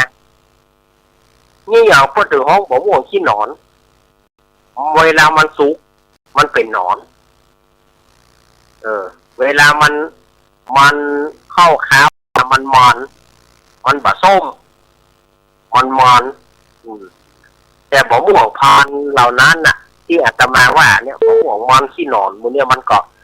สูญหายไปหมดละมันก็กลายเป็นเกี๊ยวเสวยน้ำดอกไม้อะไรอย่างต่างๆมะม่วงมันอย่างนั้นน่ะถ้ามันตกมาก็แตกกันมันหล่นลงมาแตกเบยมะม่วงมันขี้หนอนนั่นนะเดี๋ยวมันหมีละพอที่ห้องม่วงขี้ตู้ ชื่อมันบ่ได้นะชื่อมันบ่ได้ชื่อมันม่วงขี้หนอนนะแต่ความจริงมันกินลำไม่ได้กินลำมันดีกว่าม่วงนั่นน่ะเนี่ยเพราะธรรมชาติของมะม่วงเดือน8นี่มันก็จะสุกละฉะนั้นพวกก็เก็บกันเริ่มเก็บกันเก็บมะม่วงกันประเด็นนี้ก็บอกว่าเงินกำลังบินเงินกำลังบินไปนับเงินก่อนเวลาว่ามีงานภายภาคหน้าเมื่อทางบ้านมีความเป็นอยู่ดีทางวัดมันก็จะได้กำจูทางวัดทางวาตัวเวลามีผ้าป่ากฐินศรัทธาก็จะได้มีแหงช่วยถ้าว่าปีไหนที่ผลิตผลมันถูกทางวัดมีงานทางบ้านก็บ่มีเงินช่วยนี่เหมาะมันแลกกันนะอย่าไปว่าโอ้อย่างใดล่ำเหลือวัดก็มาค้ำกันแต่ว่าไผค้ำถ้ามีป่ากฐินก็จะได้มีโอกาสเอาปัจจัยมาร่วมเพื่อสร้างถาวรวัตถุอันใดที่มันบ่ดีก็จะได้สร้างกันไปที่แน่สถานญาติโยมเนาะตามนี้ อันนี้ก็คือสถานญาติโยมได้ฟังกับว่ามันเป็นอย่างนี้บ่เนี่ยอยากจะมาเอามาเล่าวันนี้อาจจะเป็นประโยชน์น้อยหนึ่งก็ยังดี น้อยหนึ่งก็ยังดีเนาะที่เขามาคือมันเป็นประโยชน์ประย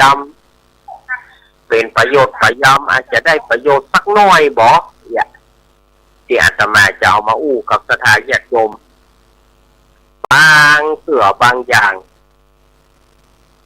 เอาบ่มาก็ไผจะเอามาถ้าเอาบ่แล้วก็บ่มีไผแล้วนะ โอ้ท่านอาจารย์เฮ้ย บางอย่างก็เฉยๆไปพ่อง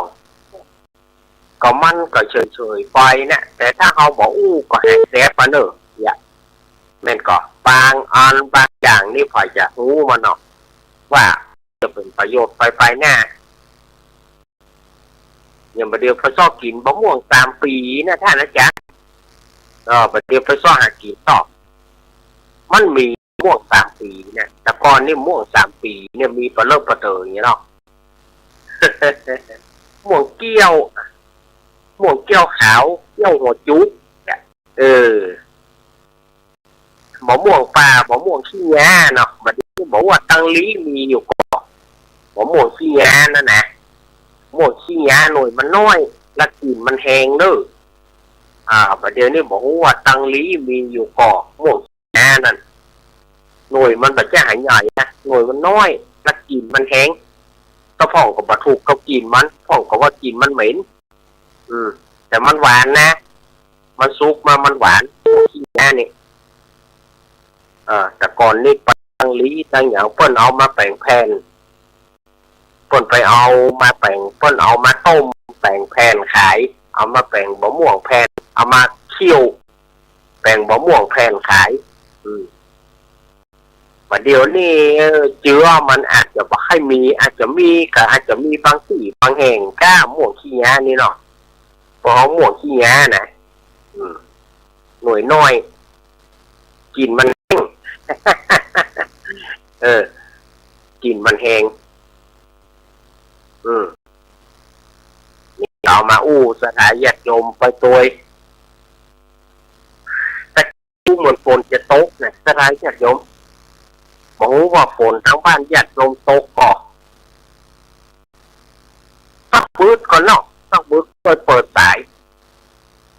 ต้องบืดก่อนเปิดสายโทรศัพท์เอาบอกว่าเจไปพอมาหรือยังไปพอเต้าสถานีวิทยุห้วยตองซักพุ่นนะว่ามันเป็นพ่อเหนียวมันถึงบาดังเนี่ยเนาะแต่กี้มันบาดังแต่มาก็ตึงเช็คอยู่แล้วเช็คตั้งแต่ตะคืนมาละเช็คตั้งแต่ตะคืนมาละมันบาดัง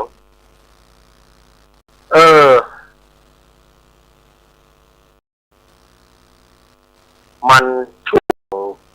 มันถึงจะมีไปช่วงนะเนาะพูดถึงวิทยุนะถ้าช่วงฟ้าช่วงฝนเขาบอกพอบอกก้อยก็บ่ได้เนี่ยเชื่อแต่มาว่าช่วงฟ้าช่วงฝนก็นักเก็บบางทีมันโดนลมพัดเสามันกาบางทีฟ้าผ่าฟ้าเพี้ยมันกาเนี่ยทีฟ้าผ่าฟ้าเพี้ยมันก็เป็นปัญหาเหมือนกันฟ้าผ่าฟ้าเพี้ยมันก็ก็ให้ดีเครื่องมันไปโดนในอย่างบางสิ่งบางอย่างว่าดีไปสถานญาติโยมก็ถามธรรมะอย่างท่านอาจารย์นี่อย่างสถานีมันบอกมันถามอาตมาก็เป็นแค่คนจัดอาตมาก็ไม่ได้รู้ บางทีญาติโยมโทรมาหาเมื่อค่ำเมื่อคืนท่านอาจารย์เมื่อใดมันจะดีอาตมาก็จะไปรู้ได้จะได้อาตมาก็พระเตื้อขอน้อมมาจ้างว่าใดนะก็เลยบอกสถานญาติโยมว่าเอาอย่างนี้สถานญาติโยมได้ยินเมื่อใดก็ถือว่ามันดังละ ถ้าว่ามันยังบ่ดังก็แสดงว่าสถานญาติโยมเปิดไฟก็โซ่อันนี้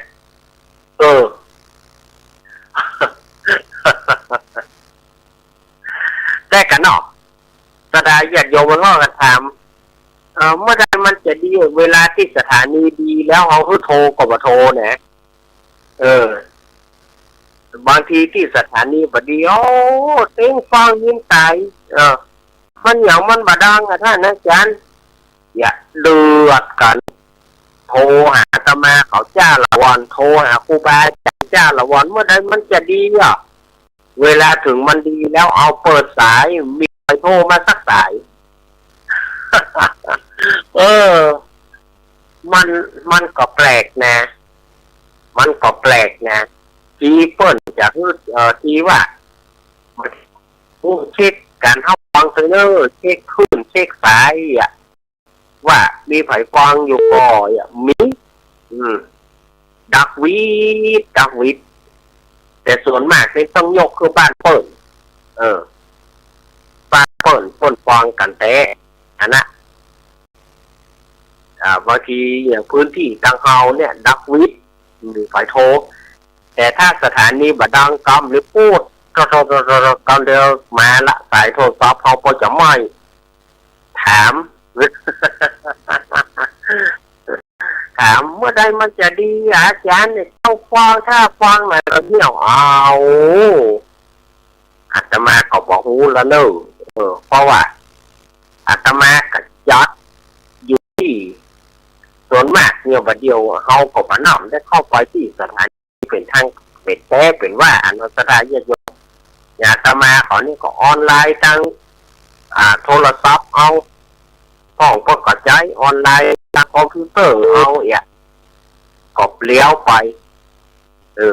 แต่บางทีสถานีโยนกระถามได้มันจะดีเวลามันดีก็มีโชว์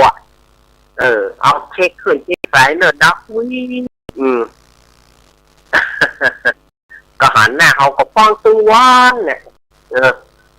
ท่านอาจารย์ฟังตึงวันนะฟังตึงวันรายการเอาไม่ใช่ออกตึงวันรายการเอาไม่ใช่ออกตึงวันฟังท่านอาจารย์เนี่ย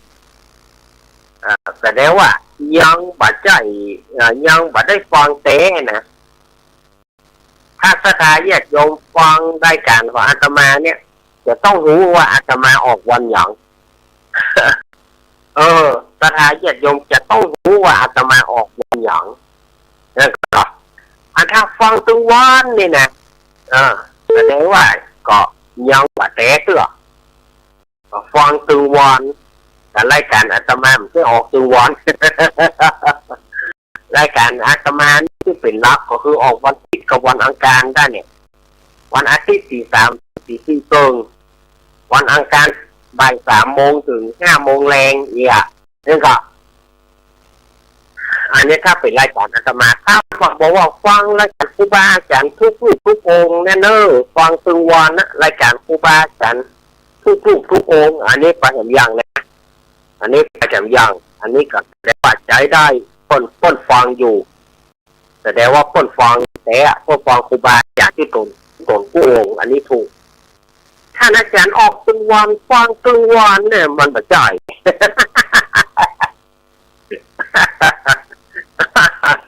มันปัจจัยถ้ามาฟังรายการอาตมาตึงวันทำไมไม่ใช่ออกตึงวัน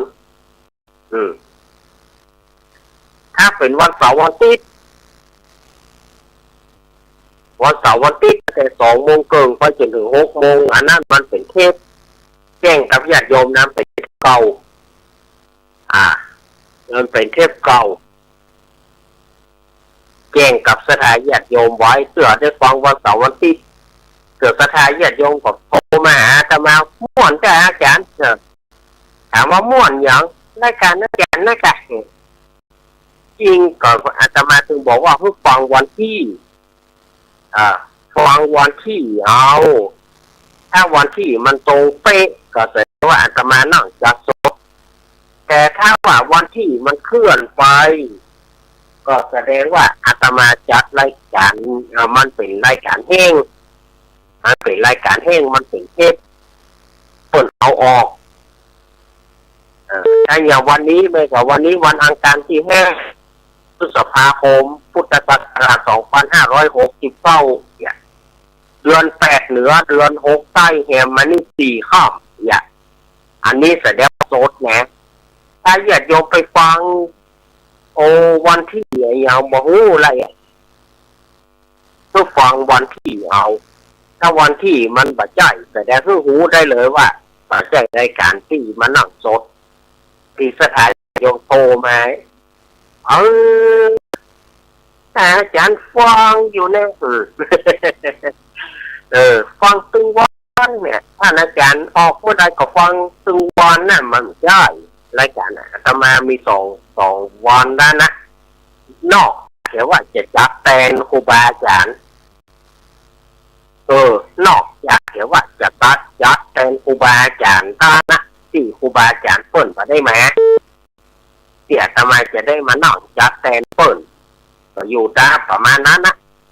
แต่ส่วนมาก99.99เลยก็คือมาอยู่ที่หลักของอาตมาถ้าเป็นวันอาทิตย์ก็ตี 3 ตี 4เกิงถ้าเป็นวันธรรมดาก็วันอังคารบ่าย3 โมงถึง5 โมงแรง ก็เนี้ยถ้ารายการอาตมาจะอยู่อย่างนี้ ถ้าว่าฟังนั่นขึ้นสีขาวทุกองค์มันก็ดังบางทีฟังอาจารย์ตึงวันก็ฟังอย่างตึงวันรายการเอาไม่มีตึงวัน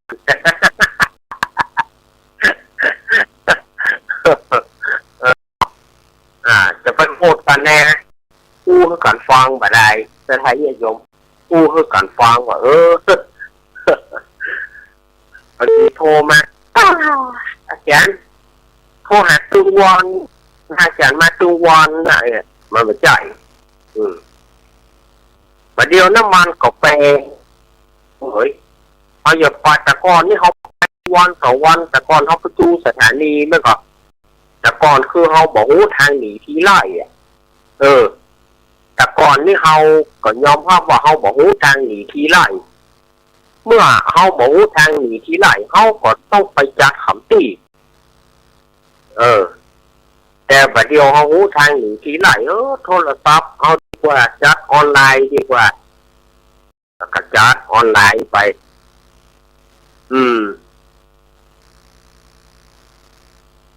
อันนี้ก็กับสถานญาติโยมตั้งหลายเอานะว่าอันจะมาได้มา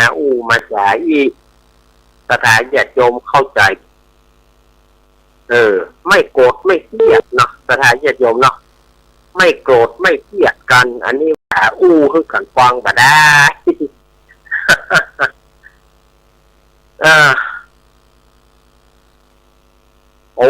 แต่ว่านี่อากาศมันร้อนเนาะสถานญาติโยมแต่ว่าไปร้อนห้องอากาศร้อนเต้เนี่ยร้อนแต่ว่าเนี่ยร้อนเหลือเกินเต้แต่ว่าเราฉันพูนแล้วไปวิ่งยืดของตีมันร้อนมันร้อนแล้วมันติดหิวมันเพลียมันหิวจะได้รู้บอกว่าถูกแต่ว่าเนี่ยมีเหลือมันร้อนเกินมันตึงสู้เข้าหาที่นอนนั่นนะแต่ว่าเปิดเลย19แต่ว่านะธรรมดาทำไมจะบอกเปิดนะนะถ้าบัดจำเป็นนะนอกจากว่าจำเป็นได้มานั่งจัดรายการกันอย่างกาได้ถ้าธรรมดาทำไมจะบอกเปิดนะแต่ว่านี่มันบ่ม่วนเตะมันร้อนเกินนะเปิด19เงาบะเย็นเปื่อนะแต่ได้อย่าว่าอันลำเหลือหมอกที่เบาบางมันได้นะว่ามันเย็นของมันก็บะเย็นแต่ปกตินี่พอเขาไปมีว่า19เนี่ยสั่นย่องๆนะเนาะปกติสั่นย่องๆนะเนี่ยแต่นี่มันว่ากำไดตัวแสดงว่าโหความร้อนมันแต่ว่านี่สุดยอดวันนี้นี่มันว่ามันจะคืมหน่อยมันจะคืมหน่อยแต่ที่เขาลึงมานะขออย่าไปมาเตื้อเอารายการมันจบก่อนรายการจบเมื่อใดก็การนั้นจบก็ตกแต่ห้ามเอาลูกเอาหลานมึงมาห้ามเอาลูกเอาหลานมึงมา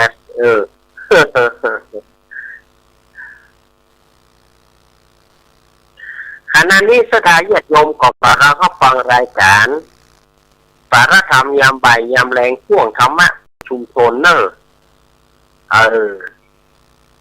โดยอาตมาภาพก็ได้มาจัดวันนี้มาได้พักช่วงเพราะว่ามาได้พักช่วงก็เลยลวด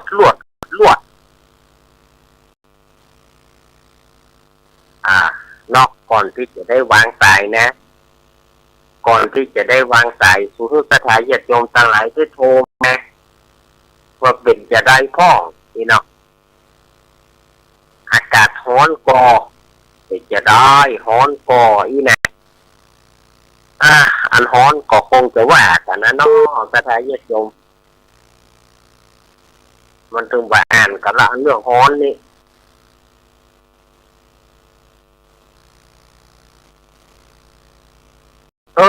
มันก็แปลกนะเนาะฮ้อนสมัยก่อนๆเขาไปอยู่กันส่งมันยังม่วนเนาะสถานที่โยมป่าใจ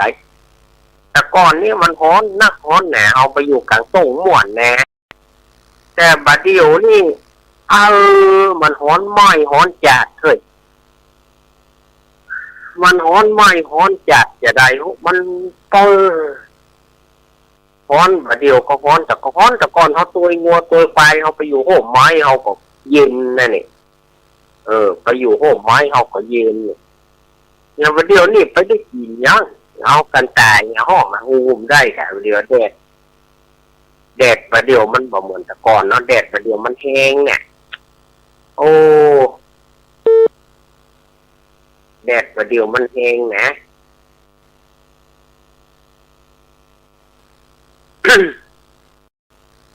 ก็เยี่ยนสถานญาติโยมสักเดือนเก้ามาก่อนจะเป็นประเพณีของพื้นบ้านประเพณีพื้นบ้านก็คือเลี้ยงปู่ย่าเนาะสถานญาติโยมเนาะเลี้ยงปู่ย่าเลี้ยงป่อบ้านเลี้ยงผีฝายต้นน้ำลำต่างๆ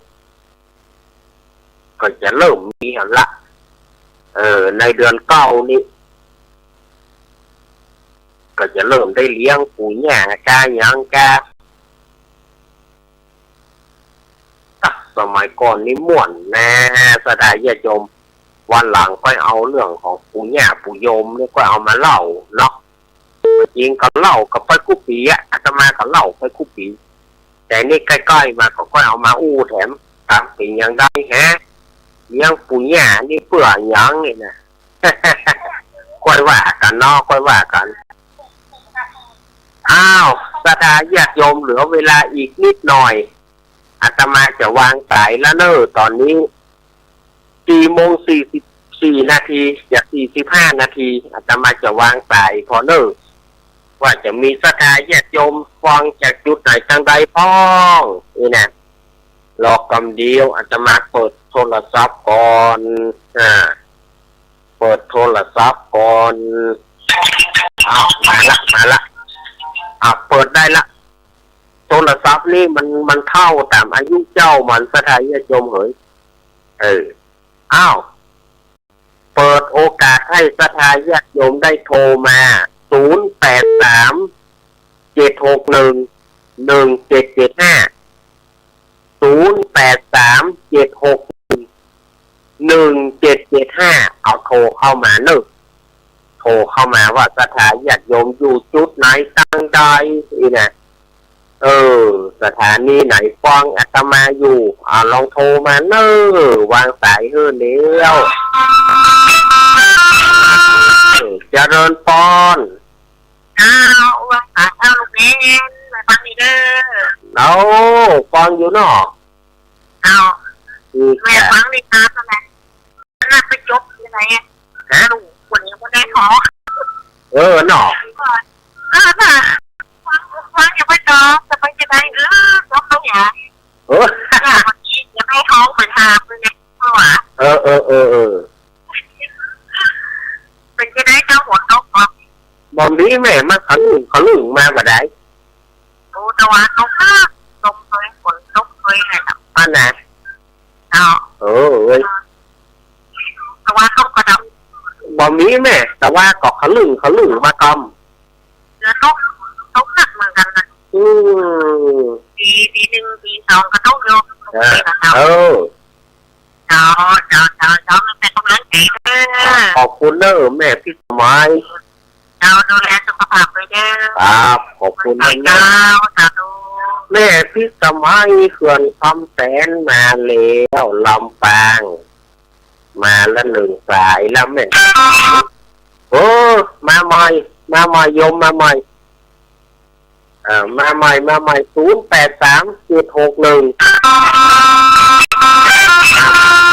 เจริญพร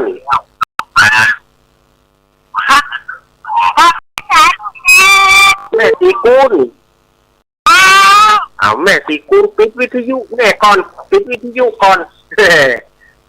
พี่จะเนาะปิดแล้วแม่สีกุลว่าจะได้วันนี้วันนี้ม่วนกะจ้า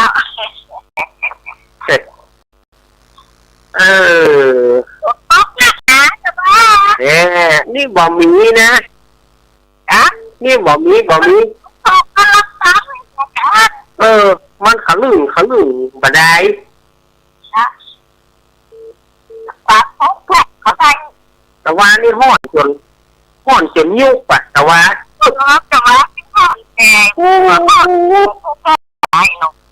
มันตึงพอโทรตึงตอนมาตึงบ่ได้เหรอยุบคำตีมันห้อนน้ำอ่ะถ้าปิดที่ข้างในหมดแล้วไหนหมดแล้วใจจะรู้แน่ยินดีแม่สีกุลเด้อจ้านี่แกแม่สีกุลนี่นะนั่นน่ะจะไปเจ้าป่าเจ้าเนี่ยก็จะเป็นว่าแล้วจะเจ๊หัวเป็นแก่มันแอนอย่างเขาพิธีต้นก็จะเริ่มแม่เอ๋ยอย่าได้เขาพิธีต้องฟังมันกันหรอน่ากันมันเป็นอะไรเขาเป็นอย่างมันที่มันบอกเป็นยังบอกเป็นยังได้ปะกันก็ดีเนาะดีเมื่อสีกุลครับ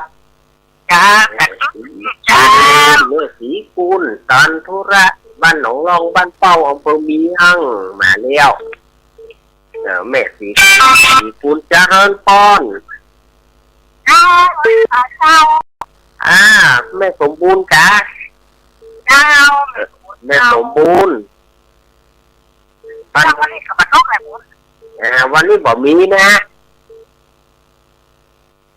มันนี้แต่ว่าครับ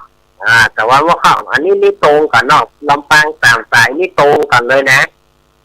แม่พี่สมัยแม่สีกุลแม่สมบูรณ์นี่ว่าตรงกันแสดงว่าแต่ว่านี่ตรงเตะเนาะแต่ว่านี่พวกแต่ว่าครับนี่มันห้อนน่ะแต่ว่าน่ะเขาเป็นพวกแต่ว่าอุ้ยจะได้กับหมดว่าถ้าได้ใครมีอย่างสักอย่างหอก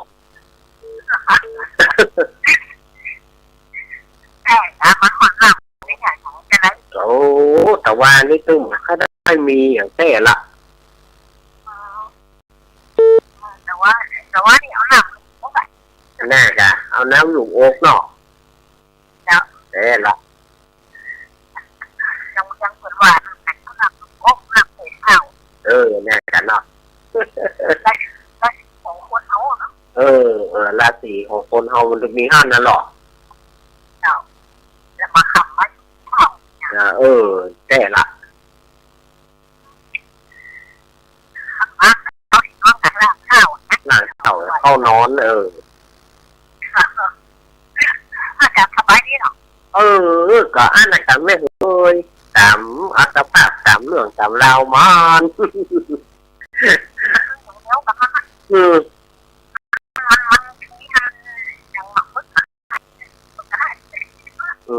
เพราะว่าถ้าเขาเนี่ยมันจะมีตัววันเนาะยินดีแม่สมบูรณ์เนอะครั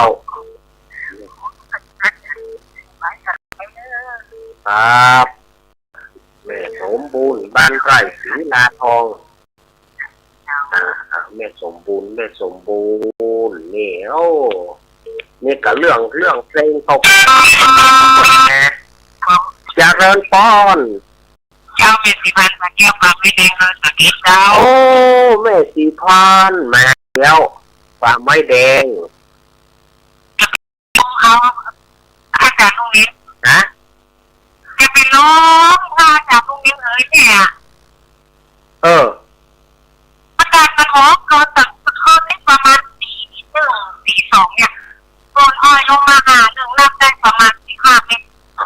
แ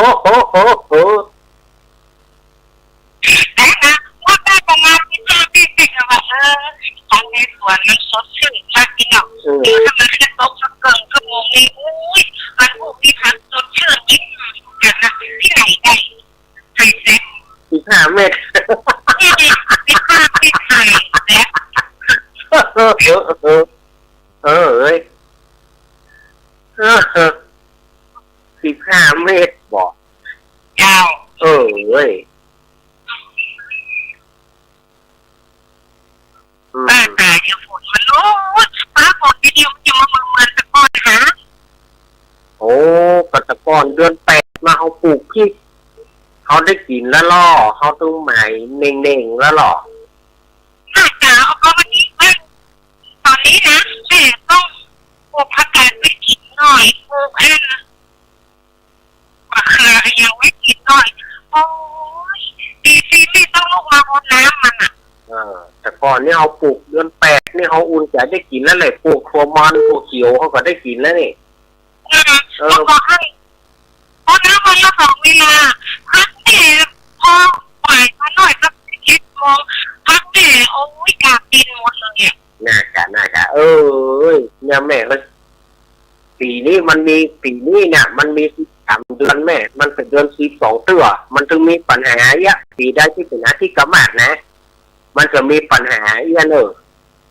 มันจะมีปัญหาไปทางนั้นมาลูกเด็ก ก็มันก็ถ้ามันตกแล้วก็พวกนั้นมันจะช่วงเข้ากลางๆก็แม่มันถึงจะอยู่ตัวมันเนาะ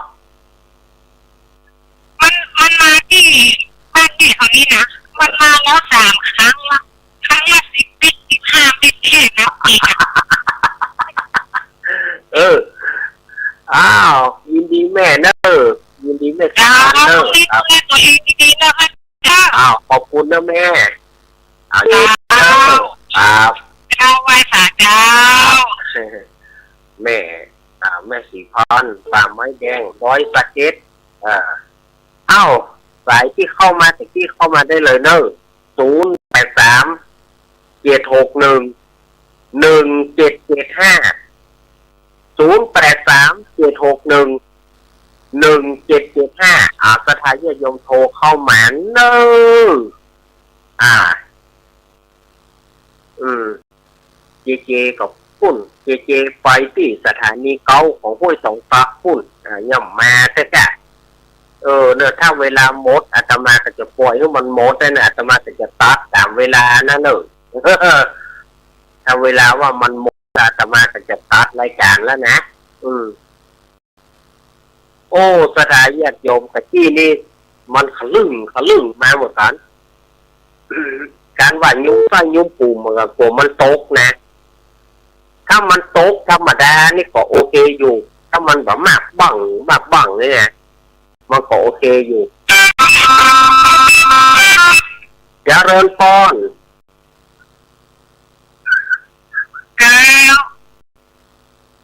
มาแล้วแม่เกี่ยว100%มาแล้วว่าจะได้แม่เกี่ยวเขาเลยจะไม่เกี่ยวกันนะค่ะ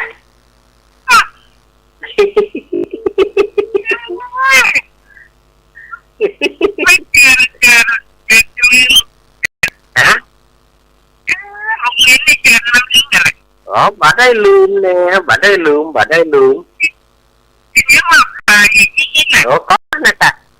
เขาก็จะดีว่าถ้าโยโลมาก็หูละอีกอ่ะ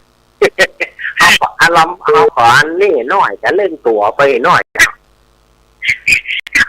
มันกำลังนี่เขาจะไล่ทั้งหูอย่าไล่จ้า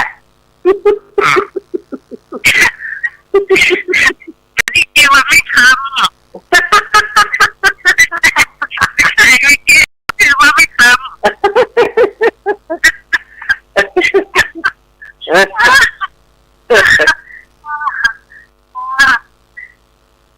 จะแลกกันกับกันเล่นกันไปจะหนา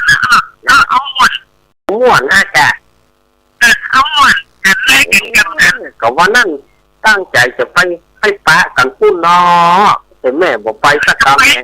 กินแม่ไปมาได้ไม่ใช่สีขาวเว้ยแต่ข้ามาจากว่าแต่มาได้สีขาวสี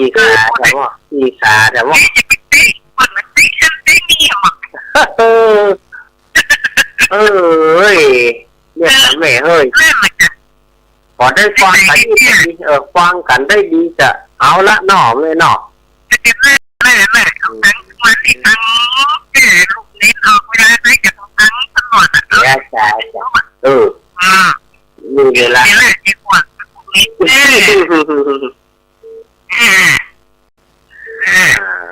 ดีแม่เลยเจ้ากับทั้งเป็นกับทั้งอันแกเป็นเจ้าห้องที่สองที่สามกับทั้งอันนี้แม่เจ้าเห็นแกว่าโตมาให้ฉันโอ้ปตานเนาะว่าเป็นยังเป็นยังยินดีแม่เนอะ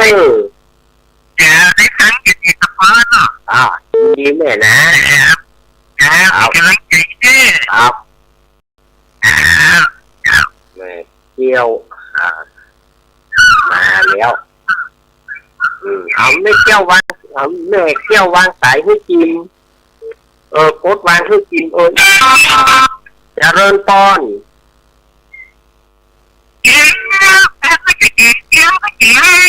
แม่บัวคอยจ้าวันนั้นได้ยินเสียงน้อยเดียว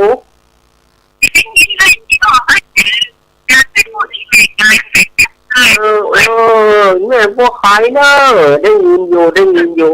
มาตัวอยู่ของรางวัลจากไอ้เสียงคำว่าไปไปแล้วเพราะว่าก็บ้านเอาไปบ้านเอาไปคนกระโต๊ะกลางตางอ่ะวันนั้นน่ะไปเจอคนกลางตางอ่ะเจ้าเตออีกอ่ะแต่ได้ปลาอันอีกก็ดีแล้วได้ปลาอันอีดีแล้วได้ปลาอันอีดีแล้วครับบ่มีแม่เอาเวลาลูกพอดีเนอะถูกไหมเวลาอาตมาลืมดูเวลาถึงแม่เลยลืมกำหนดเวลาหมดจากเพื่ออาตมาจะออก54 นาทีอันนี้ลืมเวลาสุมาท่านอาจารย์สุมาท่านบิ๊กบอสเด้อครับเด้อเพราะว่าเวลาลืมดูเวลาไปเวลาหมดแล้วอาตมาต้องนำรายการอำลาสถานญาติโยมไปก่อนเนอะอภิวาทานาสีดิสานิจาวุชาปัจจยิโนจตารโรธรรมทันติอายุวันโนสุขังพลังขอเจริญพร